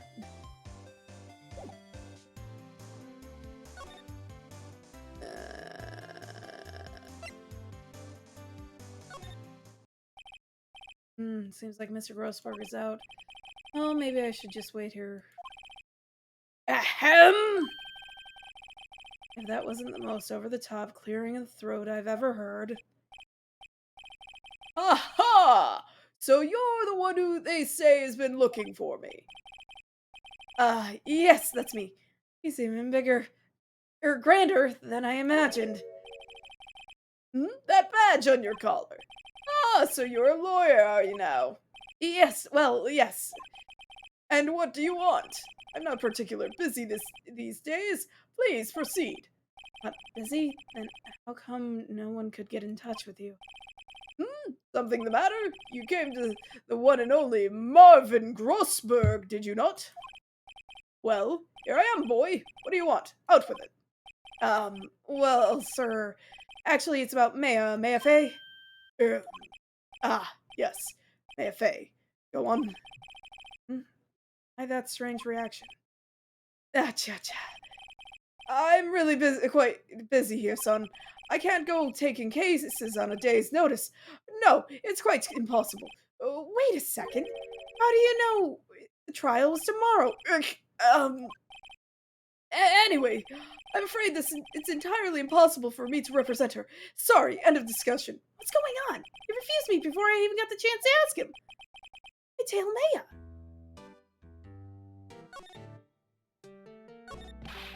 How can you just refuse like that? Please, tell me why won't you take the case? Well, you see, it's just, I'm busy, you see. But the client is Maya Fey's sister. Yeah. Mia trusted you. She knew her sister would be in good hands. Yes, of course. I know that. However, I'm sorry, but I must refuse. Sorry, goodbye. Fine. I don't have time to argue with you anyway. I'll go look elsewhere. Think not. Huh? You say something? I think not, I said. What do you mean? Terribly sorry. I'm afraid no lawyer with her salt will take this particular case. Terribly sorry, my boy. Why? I cannot say. I beg your pardon, but could you leave now? I have nothing more to discuss with you. What's going on here? How did you know Mia Fey? She worked here a long time ago. Quite the apprentice, that one. Learned my techniques in the blink of an eye. She left one day, quite suddenly. She had a mission, you see. A mission? You could see it in her eyes. She followed it with a burning passion, never looked back. That one. A painting. That's quite a painting. Aha, you noticed. It's my pride and joy. Impressive, isn't it? Well, isn't it? The color of the sky, the hue of the sea, the wave of the straw hat. It's worth at least 3 million. I have no intention of parting with it, of course. No, I won't sell it. Not even to you. I wasn't interested in... Not for sale. I'm not buying. Jeez.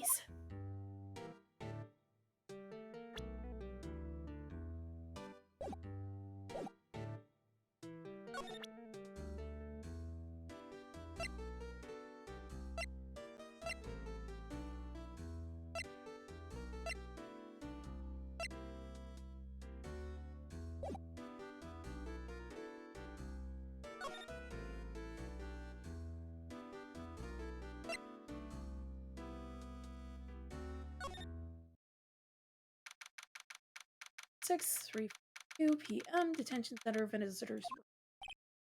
Hiya. Oh, you're back. Did you find the lawyer? Well, Blair. Well, you see, let's be honest, I really don't think you should use that guy. It didn't seem healthy. It was all skin and bones.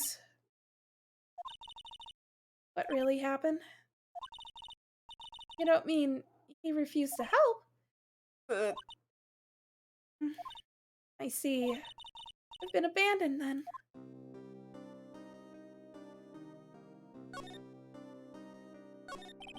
What about your family? I only had my sister. My father died when I was very young, and I don't know where my mother is. Don't know? She'd still be alive? Father. Women in my family have been mediums for generations. They say a lot of spiritual power runs in our blood. About 15 years ago, our family was involved in an incident. There was a man, and he ruined our mother's life. Ruined? After that, she disappeared. Several years after that, my sister announced that she would become a lawyer. She left the mountain. So you live by yourself? Yes, I've gotten used to it. Oh, also, I had to become independent, or else I would lose my powers. Feel bad for her. All by herself up on that mountain. Mother's enemy. So, who was this man who ruined your mother's life?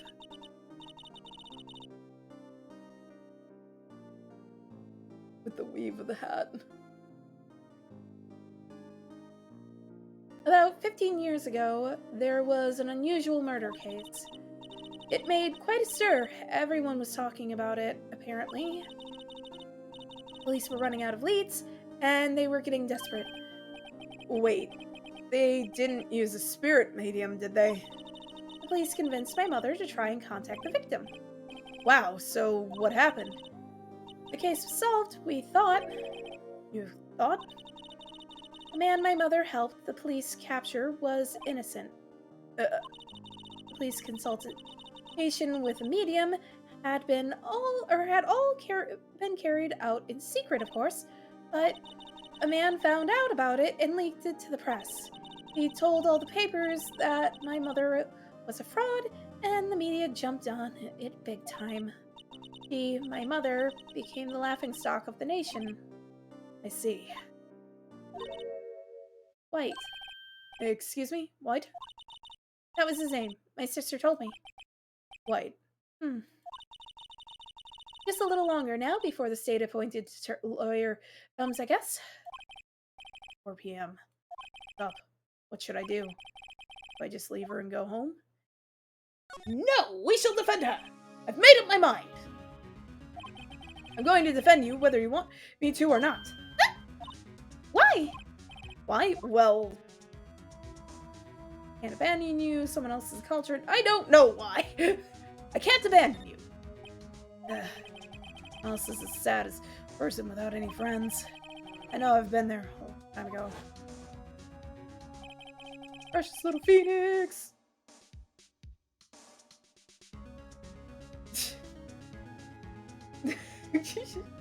Because it's worth $3 million! At least! Phoenix is poor! He's a newbie freaking lawyer! He ain't got that kind of cash! Why did I become a lawyer in the first place? Because someone has to look out for the people who have no one on their side. There. I won't abandon you. You can count on me. That's so kind of you.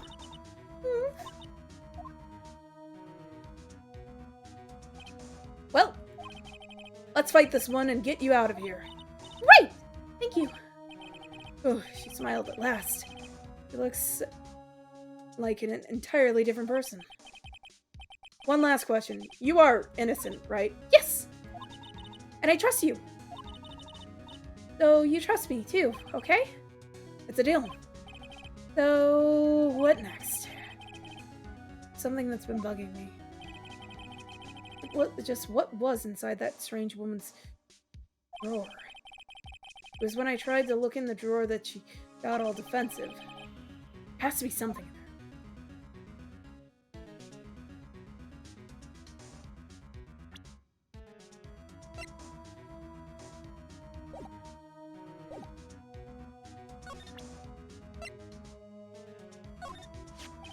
Hey, I got your cell phone back. Oh, say, I listened to my sister's voice. Maya's eyes closed. She listened to every word with such intensity. For long, tears began to roll down her cheeks. Thank you.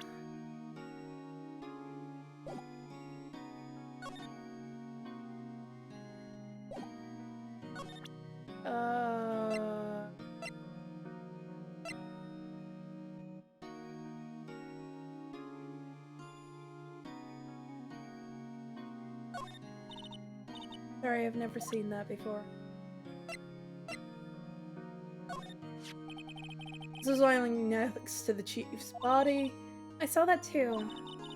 They said they thought these were pieces of a broken light stand? Yeah, that seems about right. Though I had never heard of a glass light stand before this.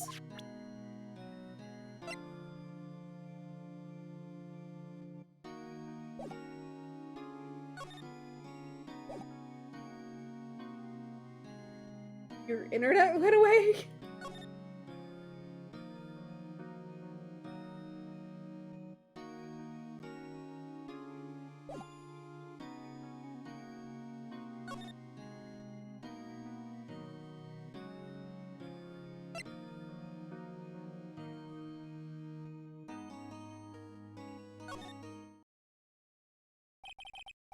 Good afternoon, sir. Excuse me, you are... Ah, I beg your pardon, sir. I am the bellboy of this establishment at your service, sir. Oh, right. I've just come up to deliver room service, sir. Do you know where Miss May might be? Ah, I believe our guest, Miss May, is currently using the, facilities. If you've no need of anything, I'll be taking my leave. Please, stay as long as you like. Enjoy. Yeah. Wait, no. Hey! Seem like every time I come here, I'm embarrassing myself. Wait, now's my chance to snoop around a bit. Ah, I almost forgot. Yeah! You came back quick. Might I ask you to inform Miss May that there's a message for her. Please tell her Mr. White of Blue Corp phoned. Oh, right. Sure. Mr. White? Blue Corp? Never heard that name before. White. That was his name. My sister told me.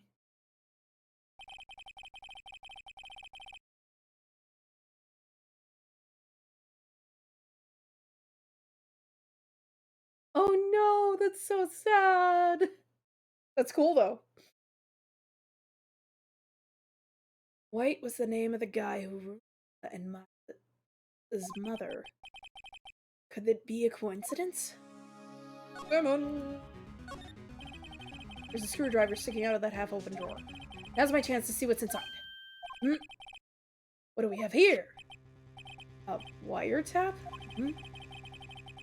What would a woman like her be doing with a thing like this?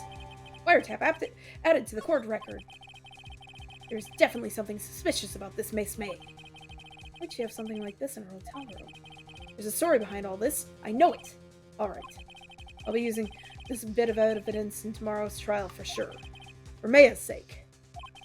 I'll get to this woman's bottom. I mean, you know what I mean. Oh, bellboy? Still there? Oh, bellboy? Still there? Uh-oh, time to scram. Word to 10 going with you tomorrow. Oh, Miss May. In court! And going tomorrow with you, Miss May. Makes you pick one, but still... Save! You okay down there? You know, if you were a lap cat, you could lay in my lap. But sadly, my cat is not a cat. Alright. What time?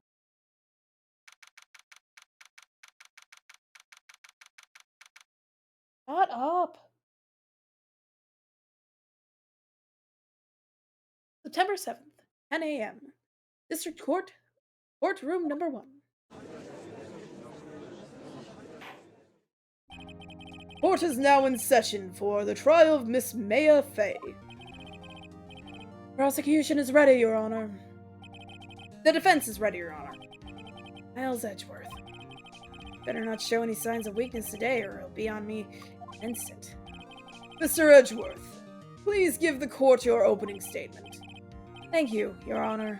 The defendant, Miss Maya Fey, was at the scene of the crime. The prosecution has evidence she committed this murder, and we have a witness who saw her do it.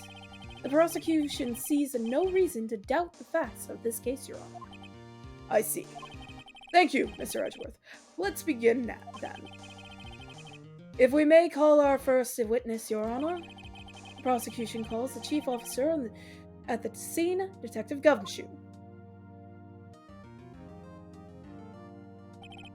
Witness, please state your name and profession to the court. Sir, my name is Dick Gumshoe, sir.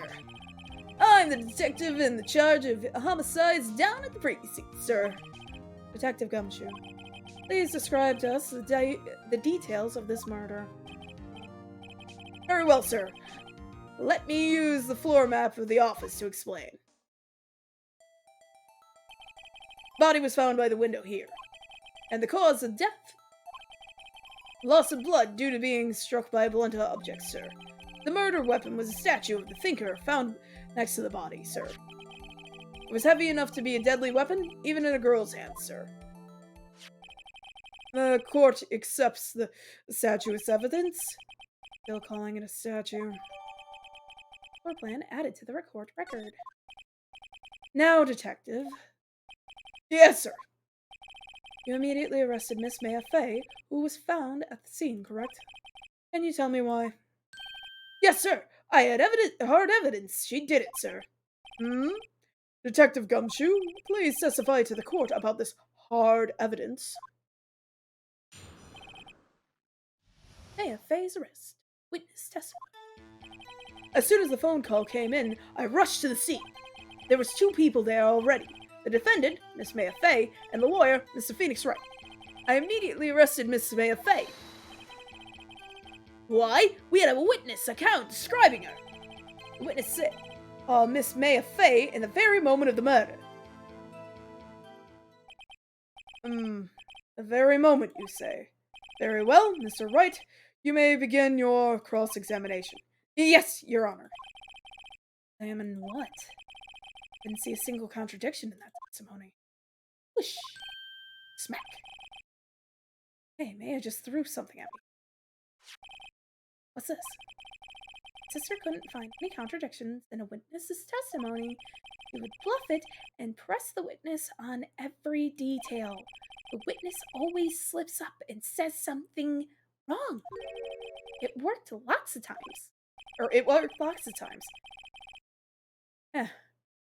I should have expected Maya would know some of her sister's tricks. Alright, let's give this a try. Something the matter? No, Your Honor. I'd like to begin my cross-examination. Cross-examination. Maya Fey's arrest. As soon as the phone call came in, I rushed to the scene. Press. Who did you say? You got a call from? Hey, pal, don't play dumb. You know who. The call was from a customer at a hotel right across from the crime scene. Okay, I pressed. Not sure if it did much though. Right. Please continue. There were 2 people there already. Detective Gumshoe, how long would you say it took between you receiving the call and your arrival in the scene of the crime? Right. I'd say it was about 3 minutes. That's pretty fast. Our motto is this month is quick response. This month. That's how I got there before the killer got away. Indeed. So, tell us who the 2 people you found that on the scene were? Yes, sir. The defendant was Miss Maya Fey, and the lawyer, Mr. Phoenix Wright. Are you absolutely sure it was us? You're being a moron. Listen, pal, your dumb act will only get you so far. Their funky hippie clothes and your spiky hair, you 2 stand out like suspicious people at a crime scene. Well, he does have a point about her. She is pretty unmistakable. I should pick my points, press with a little more care. I immediately arrested Miss Maya Fey. Why? We had a witness account describing her. Press. Hold on just 1 second. Yeah. If I heard correctly,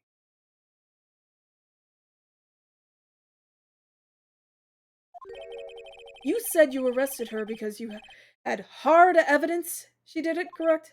Huh? Did I say that, Mink? I heard you say it. You did say it. Said it. Exactly what about this suspicious woman in pink's claim was hard evidence? What?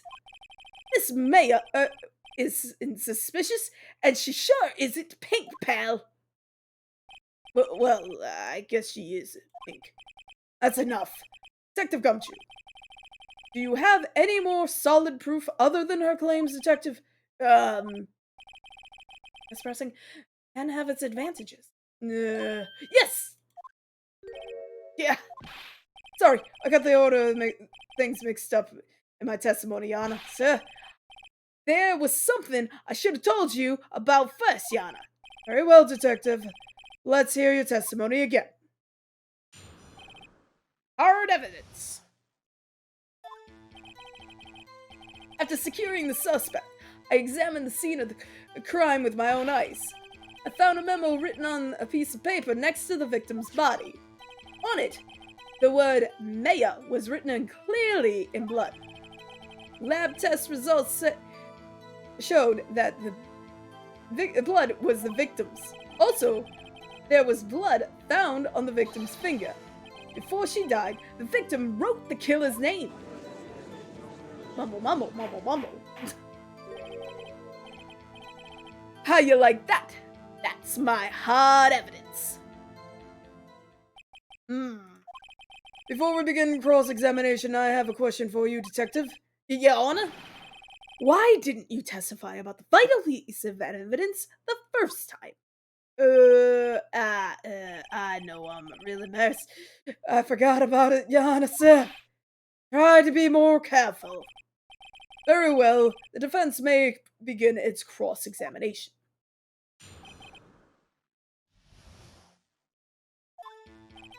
After securing the suspect, I examined the scene of crime with my own eyes. Found a memo written on a piece of paper next to the victim's body. Just because you found it next to the victim's body doesn't mean the victim wrote it. Oh-ho!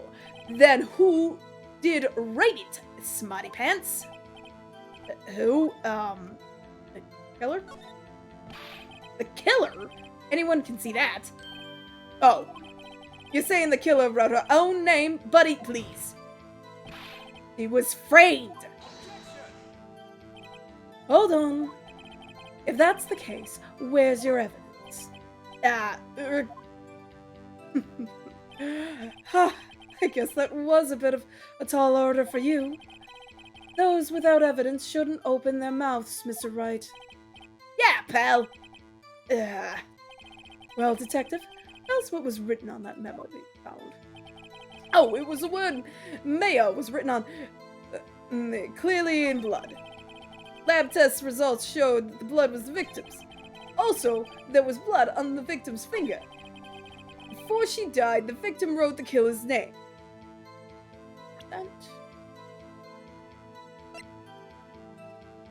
That was instantaneous.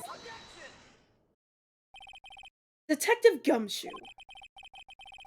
There's one thing I want you to clarify for me here. You say the victim, Mia Fey, wrote this note. That she was accusing the defendant, Mia Fey. That's really what you're saying? What? This isn't one of those lawyer tricks, is it? Of course she wrote it. Who else could have? You have it backwards, Detective. But backwards? The victim is the only person who absolutely could not have written it. This is a report from your department, Detective. Immediate death due to a blow from a blunt object. She died immediately. But No butting your way out of this one, Detective. Order! Order! The defense has a point. Someone who died immediately wouldn't have been or had the time to write anything down. Mr. Wright, I beg your pardon, but when exactly did you obtain the autopsy report? When? Day of the murder, the day after the murder. It was the day after the murder. The prosecution's point being... The autopsy report is outdated, Your Honor. What? A second autopsy was performed yesterday, at my request. Death was almost immediate, due to a blow from a blunt object, but there is a possibility the victim lived for several minutes after the blow. I received these results this morning. No way! And here is the reason for the meme of Edgeworth just the, oh, but I have a second autopsy report. I've seen this meme so much lately. Your Honor, it's quite easy to imagine that the victim did have time to write Maya. That is all. I see. Dang you, Edgeworth. Should have known you'd have something up your sleeve. Why, Mr. Wright, you looked shocked. Something you want to say? You're a sham, Edgeworth! The detective's a sham! I'm a sham!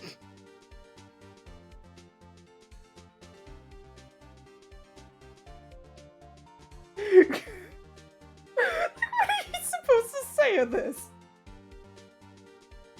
You call him a sham, then everybody's gonna be like, whoa! You call the detective a sham, you're gonna be like, you call yourself a sham, now you just look like an idiot. Screw it, we'll go after Edgeworth. Mr. Edgeworth, I've heard there's nothing you won't do to get your verdict. What reason could you possibly have to request a second autopsy report? Mr. Wright, the defense will refrain from personal attacks on the prosecution. No matter, Your Honor. Mr. Wright, say what you will, the evidence in this report is undeniable. Your Honor, I submit this report to the court. Understood. The court accepts the evidence. From a blow by blunt object may have lived for a few minutes after being hit. Autopsy report updated in the court record. Well, Your Honor, the evidence strongly suggests the victim was identifying the killer. I suppose that's the obvious conclusion, yes. Darn, this isn't good. The prosecution would like to call its next witness. This poor, innocent girl saw the murder with her own eyes. Let the witness, Miss April May, take the stand. Exactly what part of her is innocent?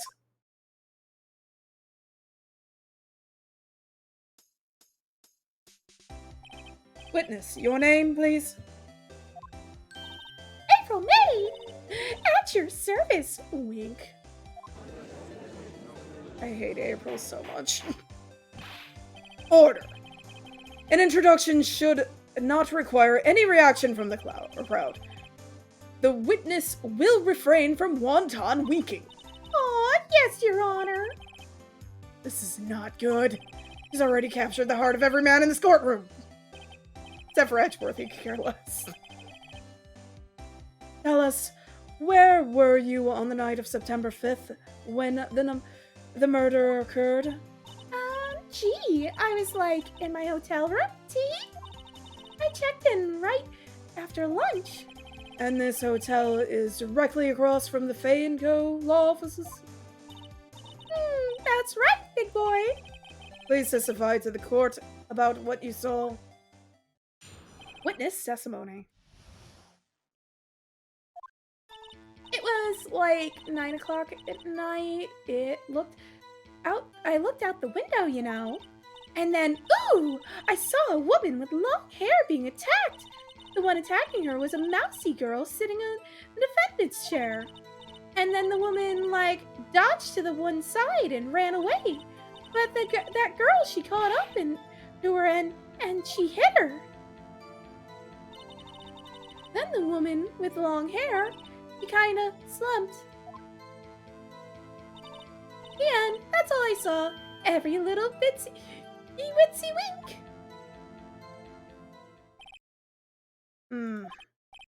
Well, Your Honor, I see.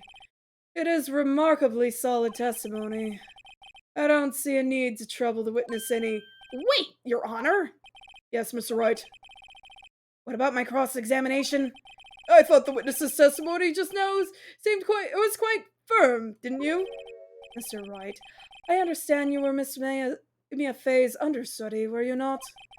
You must know her techniques well. Cowardly ways of finding tiny faults in perfectly good testimonies. Hey! How dare you! Well, Mr. Wright, will you cross-examine the witness? Yes, I'm doing it. I'll gladly proceed with the cross-examination. Because I have a feeling Edgeworth doesn't want me to. He has to have some weakness. Very well. You may begin with your cross-examination. Tell me if you can hear my cat. It was like 9 o'clock at night. I looked out the window, you know. What do we have? Murder scene.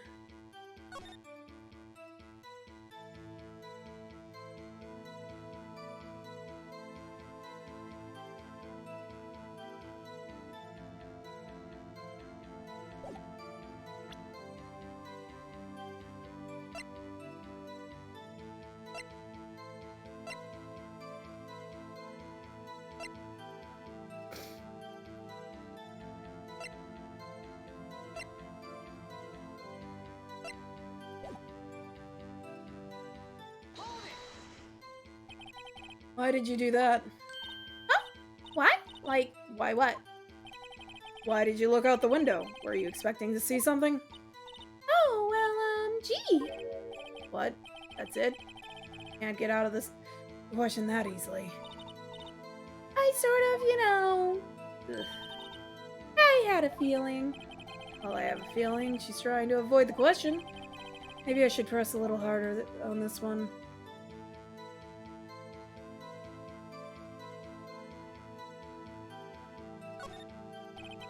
Let's see how far I can run with this. Surely you must have had a reason to look out your window at that time of night. Oh! Mr. Wright, I will not have you badgering my witness. Badgering? You insist on needling her with these trivial questions. I really don't think it should be allowed. Yeah, stop him. Order. Mr. Wright, you have been warned. Girl. What about poor me? You looked out the window. What did you see next? And then, ooh, I saw a woman with long hair being attacked.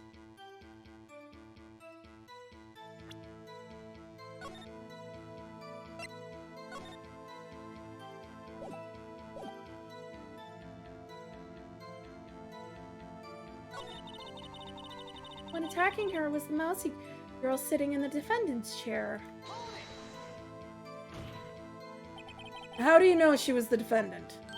Oh, well, she had a girlish physique. Women know these things. Look, I just know, okay? There was only one person at the scene of the crime with a short, girlish figure. The testimony is bulletproof, Your Honor. He's right. Yeah, we'll go for it right now. Since everyone in the court seat keeps siding with her, I better not press her too hard on this one.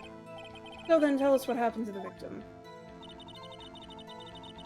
Woman, dodged to one side and ran away. Dodge? Dodge what? Well, the attack! Please continue your testimony. That girl, she caught her and hit her. How did you know it was my client? Oh, well, gee. First of all, she had a girl physique, and secondly, she was small. Who else could it be but her? Point. No.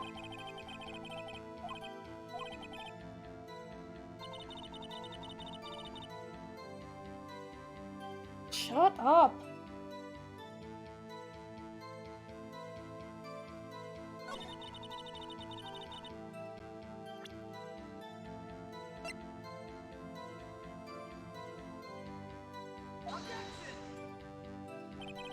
Evidence clearly reveals contradiction in the statement you're on. How exactly are the evidence in the statement related? They aren't. There. Not at all. If you look at the thing, how the hell are... Ah.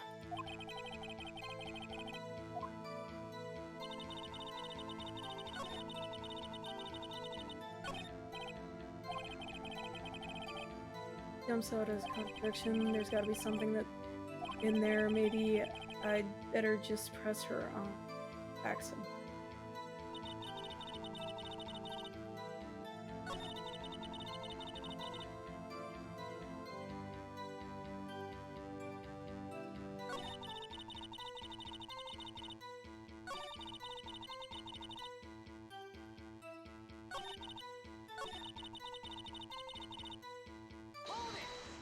What do you ask about this one? The woman with the long hair, was that Mia Fey?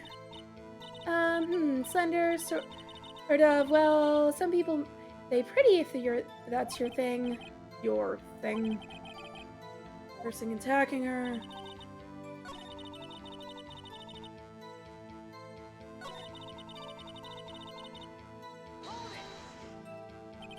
How did you know it was my client? Why, first of all, she had a girl's physique, and secondly, she was small. That's gonna be but her. She has a point. Guessing this is what we've got to question. Hold on a minute, the testimony stinks. What? Miss May, I'm willing to bet that. Oh no. Did you really see the defendant at all?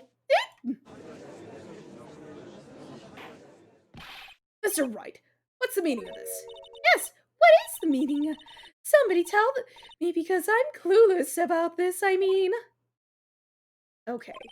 If you had really witnessed my client, Maya Fey, you would have noticed her clothes before noticing her physique. No one wears clothes like that on a daily basis, except her. And I'm no expert on fashion, but her hairdo looks far from normal to me. However, the witness's testimony mentions neither of these things. The testimony is bogus. But... Still, we don't know if she was dressed that way the night of the murder. She was, Your Honor. I saw her. And so did Detective Gumshoe. What do you say to that, Miss May? Roar! What are you trying to say, you mean lawyer? I saw what I saw. I just didn't think of all the trifling little details were necessary, darling. Miss May, the court would like to remind you to please omit nothing in your testimony. I'm sorry, Your Honor. I'll be a good girl, I promise. Your testimony again, if you would. Dang, I almost had her.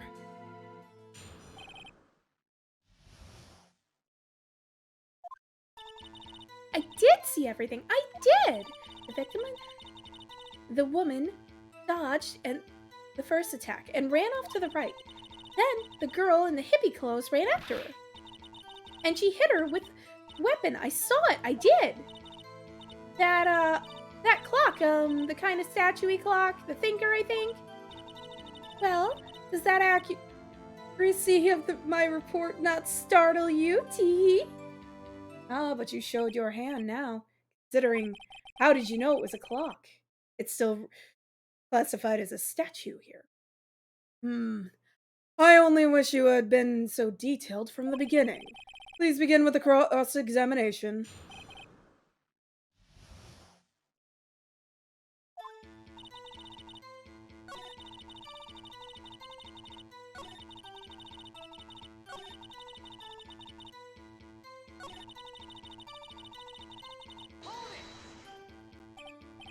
Clock. Didn't this come up in another testimony recently? Well, don't look so sour, Mr. Lawyer. You can't win them all. No, but I have a feeling I'm on to something now.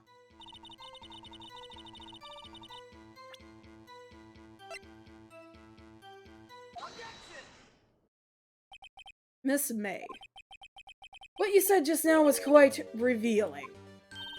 Revealing? Ooh, you'd like that, wouldn't you, naughty Mr. Lawyer? You said that this statue of the thinker was a clock, but there's no way of knowing that just by looking at it. Another person in much the same position as you recently called this a clock too, and he was found guilty of murder. Order, order! Miss May, can you explain how you know this was a clock? The witness saw the murder with her own eyes. That's all that's important here. The defense is trying to confuse the issue with this trivial concerns. Yes, of course. You will withdraw your question, Mr. Wright. But questions are all I have, Your Honor. And as you may recall, I've caught murderers with these questions before. Well, only once. Objection sustained. You may continue to question the witness. Whew, that was close. If he stopped me there, this trial would be over. Huh? What? So what happens now? What happens now is you answer my question. How did you know it was a clock? What? That's because I heard it? Yes, I heard it say the time. So you've been to the law offices of Fay & Co.? No. Hey, I didn't say that. Why would I go there? I heard it from my hotel room. The law offices of Fay & Co., where the murder took place, is very close to the hotel. She could easily have heard the clock. Well, Mr. Wright, are you satisfied? No, sirree. No, I'm not. No, Your Honor. I give up now. I'm not satisfied because you couldn't have heard. You were at the hotel. There's no way you could have heard a clock go off in the building next door. You have no proof, or you have proof that you could not? Shoot. I should have used the other one. Amateurs.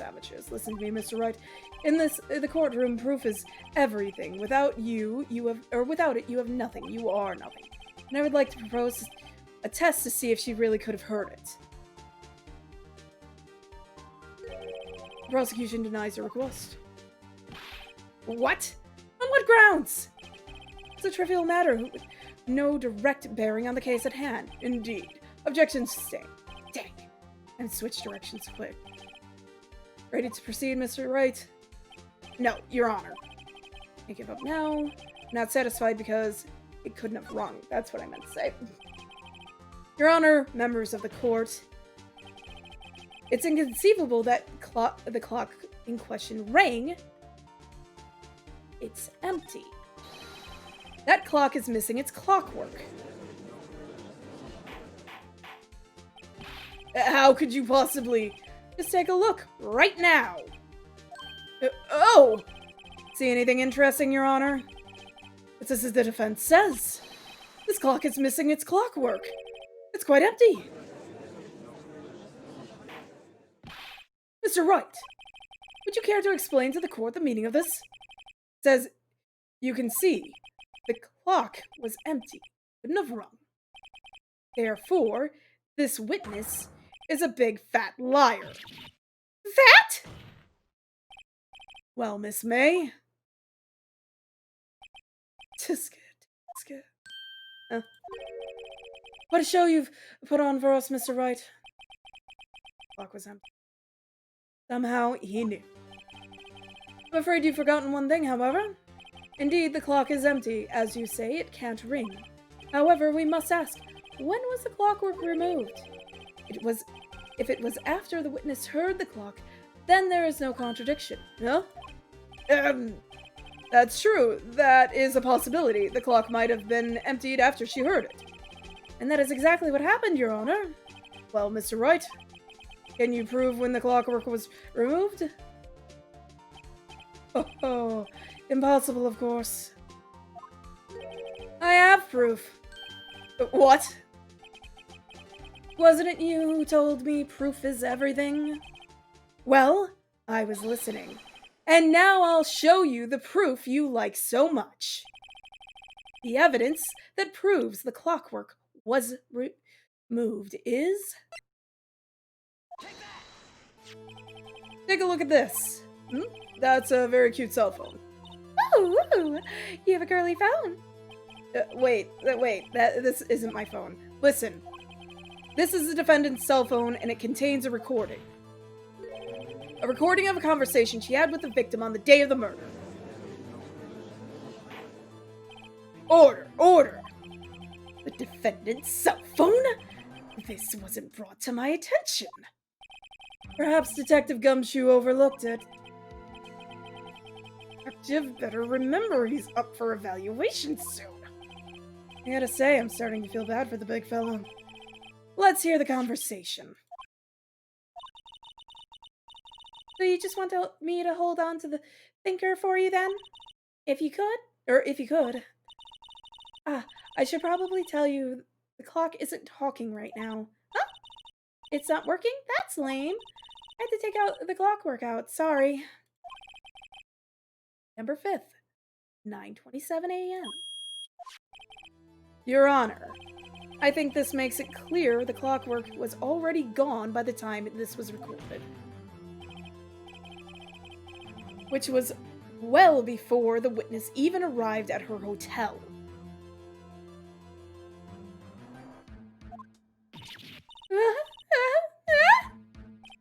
Well, Miss May, would you care to explain this to the court? Just how did you know that weapon was a clock? Well, isn't it obvious? I saw the clock before, or that clock before. It was, what store was that again? Oh, you go to so many. Oops, I forgot. Wink. So the witness had seen it before. That would make sense. Does the defense have any objections, Mr. Wright? Yeah. The witness claims she's seen it before, but this directly contradicts a piece of evidence already submitted to this court. Well then, let's see it.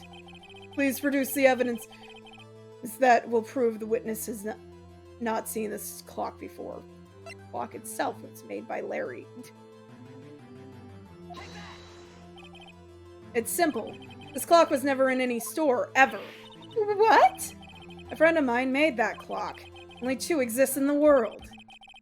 And the one that isn't here is in police custody.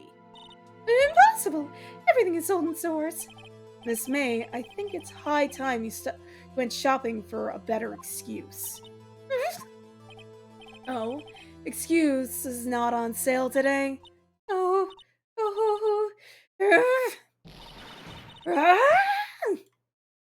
Also, they go kind of crazy after a certain point. What's it to you, porcupine head? That stupid clock doesn't matter, okay? She did it, and she should die for it. Die! Whoa! Let's not get ahead of ourselves. This is a court of law, and the witness will remain calm. Okay.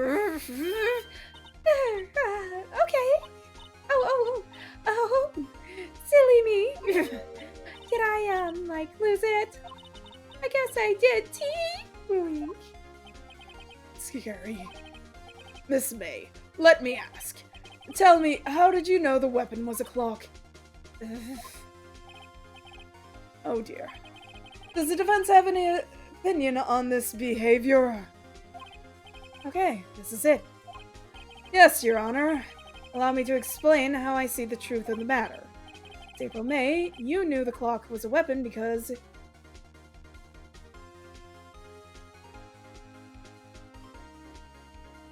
heard about it.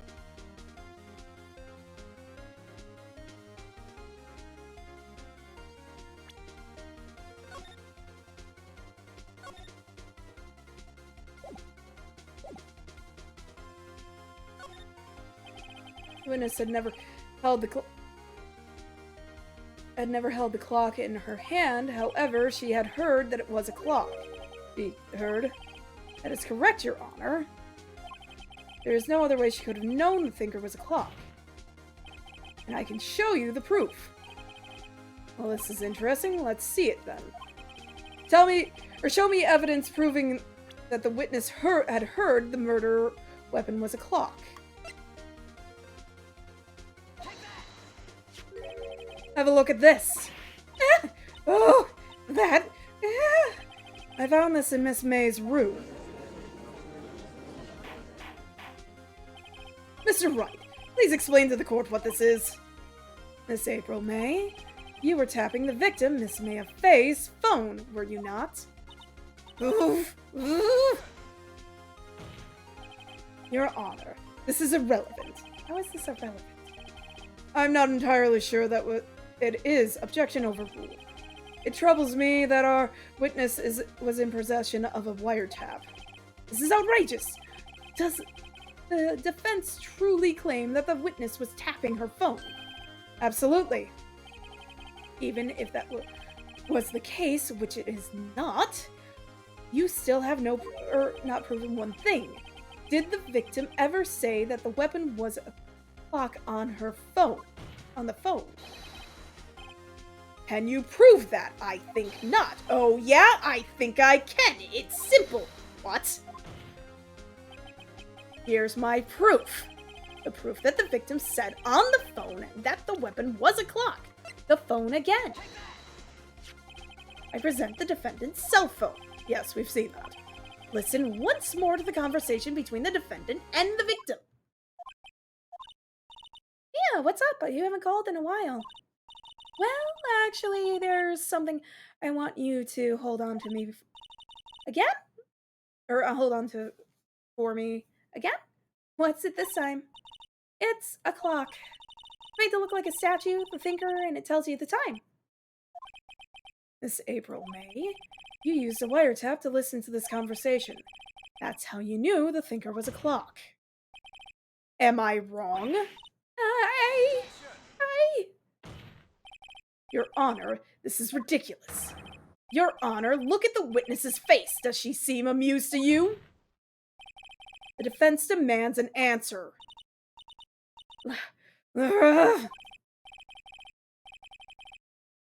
Witness, answer the question. Did you tap her phone? Miss May?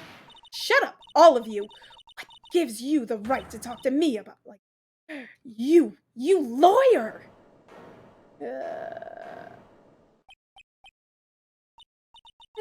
It's not fair, all of you ganging up on me like that.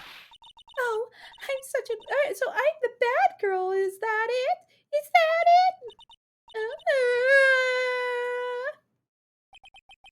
I did it.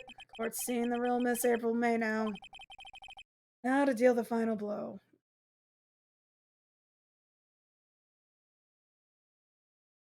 Why the wiretap? Why did you tap her phone? Answer the question. Do I have to? Isn't this a murder trial? Isn't tippity-tapping are irrelevant? She's saying exactly what Edgeworth wants her to say. Miss May, you were tapping the victim's phone. I hardly call that irrelevant.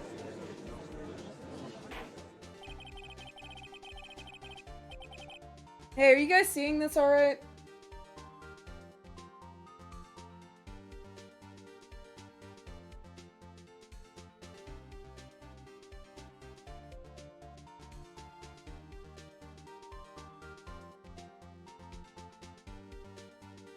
While this court does not condone the defense's tone of voice, he has a point.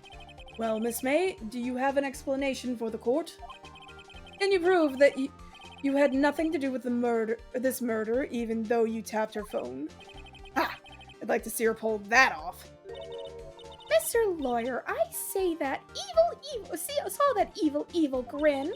You were probably thinking I'd like to see her pull that off, weren't you? Dang, she's good. Well, you're not the first man who thought that. And of course, I can and will. You can't be serious. No way! Wait! I say, wait! Oh, and I assure you, I'm serious, Mr. Lawyer. Okay, so the killing happened around 9 at night. Why, that's just when I was getting room service from that sweet bellboy. Room service? Iced coffee, I believe it was. Iced coffee, like normal coffee, but cold. If you don't drink it quick, the ice melts and you have just a regular cold coffee. Iced coffee. I think I'm making this up. Ask the bellboy. Ergo, the witness was not at the scene at the time of the murder. Nah. So where does that leave us? It is my great displeasure to inform you that the witness appears to have been tapping the victim's telephone.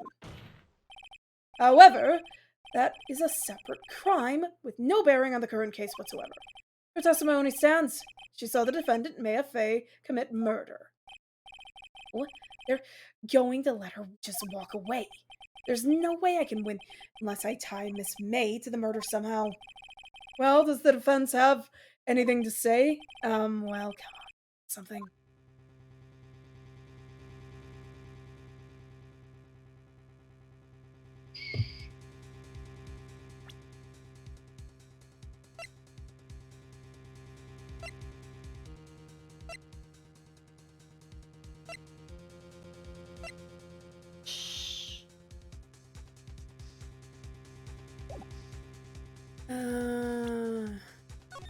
I save a lot high. Call the bellboy. The defense would like to call the hotel bellboy as a witness. There's something suspicious here, and I'm going to get to the bottom of it. I think you've sunken quite low enough already. I object to calling the bellboy. Why? What's your reason? Because I hold that the wiretapping had nothing to do with the killing. However, if you agree to one condition, I'll consent to calling this witness. Condition: if Miss May's alibi is not called into question after you examine the bellboy, then you will recognize that Miss April May was not the killer, thus she is innocent. And thereby you must also accept the verdict of guilty for Miss Maya Fey. That is my condition. What? I better find something suspicious in that bellboy's testimony. Otherwise, Maya will be declared guilty on the spot. Like the most bullcrud I've ever heard. What should I do? Alright. Got nothing to lose, except for, well, everything. Understood. I accept your condition. Ooh. You fell right into my trap. Oh. Wait. Very well. The court calls the hotel bellboy to the stand. I believe we're ready for the witness testimony. Or testify? He certainly does look like a bellboy. Yes, sir. I received your summons in the middle of work, sir. I'm happy to be of service. That tea set looks rather heavy, so without further ado, the witness may begin his testimony. Very good, sir. It's May's room, sir. I am the head bellboy at the fine Gatewater Hotel, in business for 4 generations. I believe I received a call after 8 in the evening from our guest, Miss May. She asked for an iced coffee and to be brought up to her at 9 on the dot, sir. I brought it to her precisely at the requested time, of course, and I delivered the iced coffee to our guest, Miss May herself. I see. The defense may begin in its cross-examination. Right, I'm ready. I hope that's it. If I can't prove Miss A is involved with the murder now, May will be finished.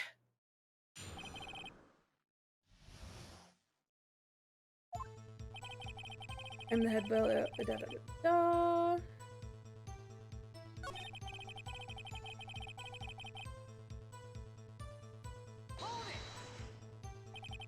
Are you sure that it was Miss May on the phone? Absolutely, sir. How can you be so certain? I checked Miss May and personally, sir, Not only did I see her in all the stunning radiance, but I also heard a voice. And then I saw them, and The point being, I remembered her quite well, sir. Yes, what then?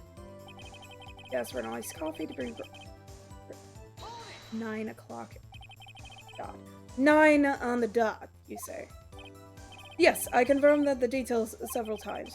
She was watching a program on TV and wished to drink after she finished, sir. 9. The time of the murder. I brought it to her precisely as the requested time, of course. Precisely 9. Precisely. Exactly. And most definitely, sir. 9 p.m. How can you be so sure? Miss May was quite insistent that it be brought then. Oh, bellboy, tee-hee. I'd like iced coffee at exactly 9. Something like that, sir. Therefore, I knocked on the door at the crack of 9 o'clock, sir. Why would she be so particular? I delivered the guest herself. You're sure that it was Miss April May herself? Absolutely, sir. Absolutely. Yes, sir. As in, so very absolutely, sir, that it's an endearing mannerism of mine. How come you're so very certain? Well, when I brought the room service, sir, the guest, sir, favored me with an embracer, sir. Embracer. Is that French for embrace? It's French for a kiss, sir. But not a French kiss, sir. More a peck on the cheek. Why would she have done that? I believe perhaps she was momentarily swayed by my prim demeanor, sir. It was a moment I shall never ever forget. Sounds pretty fishy to me. Or Miss May was up to something and wanted Bellboy to remember her. Oh, good. There's nothing there. Is that it? Tisk, finally you understand. The bellboy has absolutely no reason to lie. Now, if you have any decency, you will end this rather tedious cross-examination here. It was a bit tedious. The witness may leave the stand. I can't let this happen, can I? Protest. Wait. Please wait. Yes, does the defense have something to add? One last question. Let me ask one last question. Your Honor, I must object. The charade of justice has gone on long enough. Now, Mr. Edgeworth. All right, Mr. Wright. I'll give you one more question, that's it. Okay. This is really it. Now, it's my last chance. What do I have to ask him?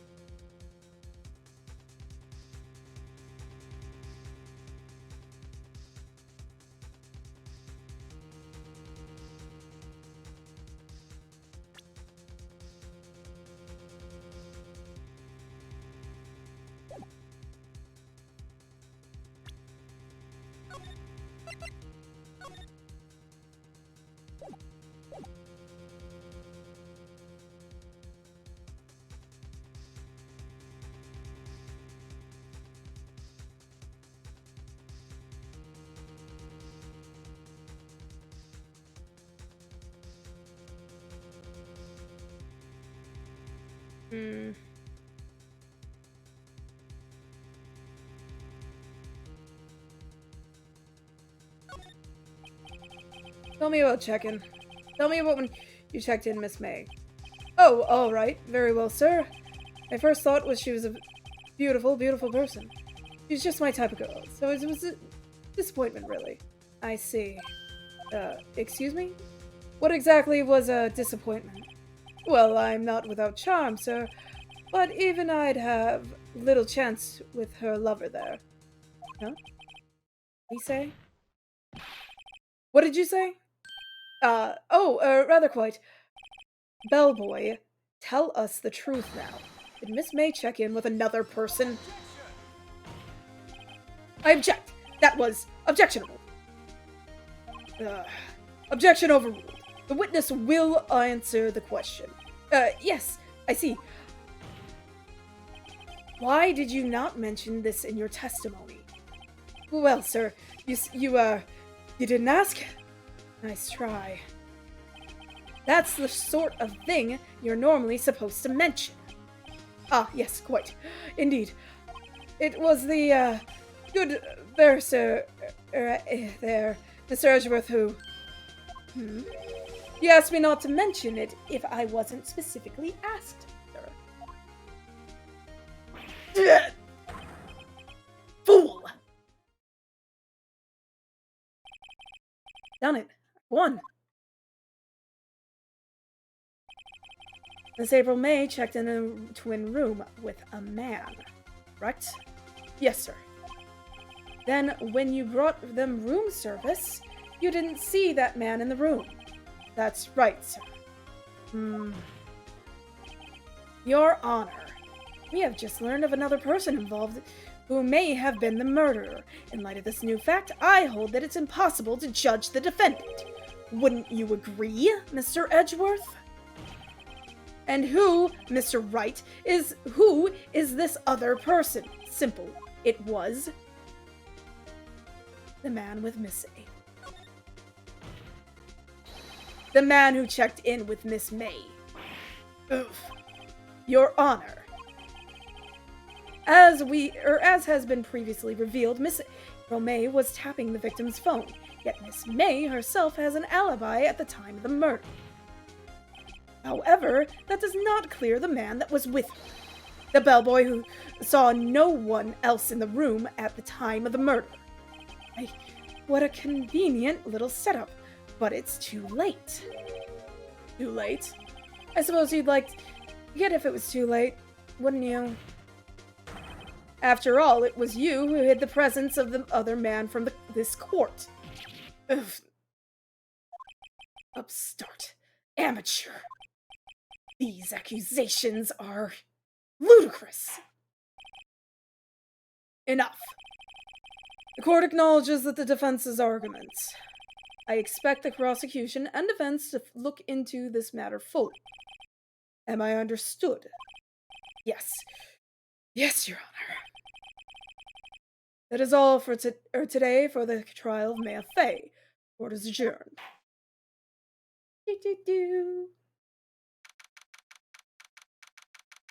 September 7th, 2:22 p.m. District Court, Defendant Lobby Number 1.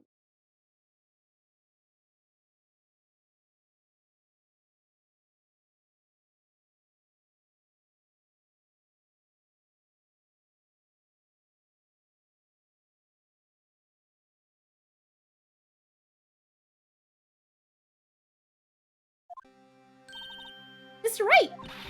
You were amazing in there! Really? I think I might be your newest fan. Oh, I was just doing my job, you know. Then again, that other attorney was pretty cool too. Huh? Face of his, with his eyes wide and trickling lips. It sent shivers up my spine. You say so. So, what happens with me? Do I get to go home now? Well... No, I don't think so. Not yet. Oh, I see. I got a great lead in today's trial. A lead? That man with Miss May. He's the key. Oh, I get it. What happened to Miss May after all that, anyway? I heard they arrested her. Guess she's learning her charms won't work everywhere. She's probably at the detention center now. I may have to go down there later. Anyway, this case is far from closed. Yes, sir! I'm going to find out more about this man. Do you think he was the one who... Maybe so. Yes. Don't worry, I'll find him by tomorrow, I promise. I'm counting on you. As for a full record of Miss April May's testimony, I thought it might come in handy during the trial tomorrow. Now that I have it, I'm not so sure. Most of her testimony was all lies. In fact, there is only one part that hasn't been stricken from the record. Dodged an attack, then ran to the right, but she was caught and struck. May testimony added to the court record. I don't know how much good this will do me at all now. Anyway, time to hit the pavement and do some investigating. It doesn't belong in that detention center, and it's up to me to set her free.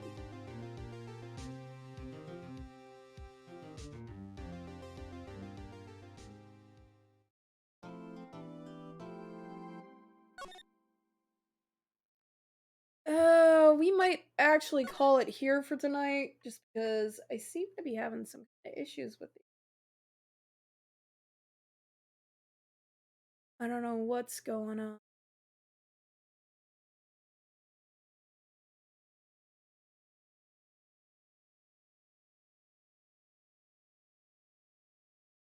Worried that it's affecting everybody else's viewing, so I'm gonna call it for tonight here. Thanks everybody for coming out. We'll probably play some more of this tomorrow. So until next time, Needle Stargazer signing out. Have a good night, everybody.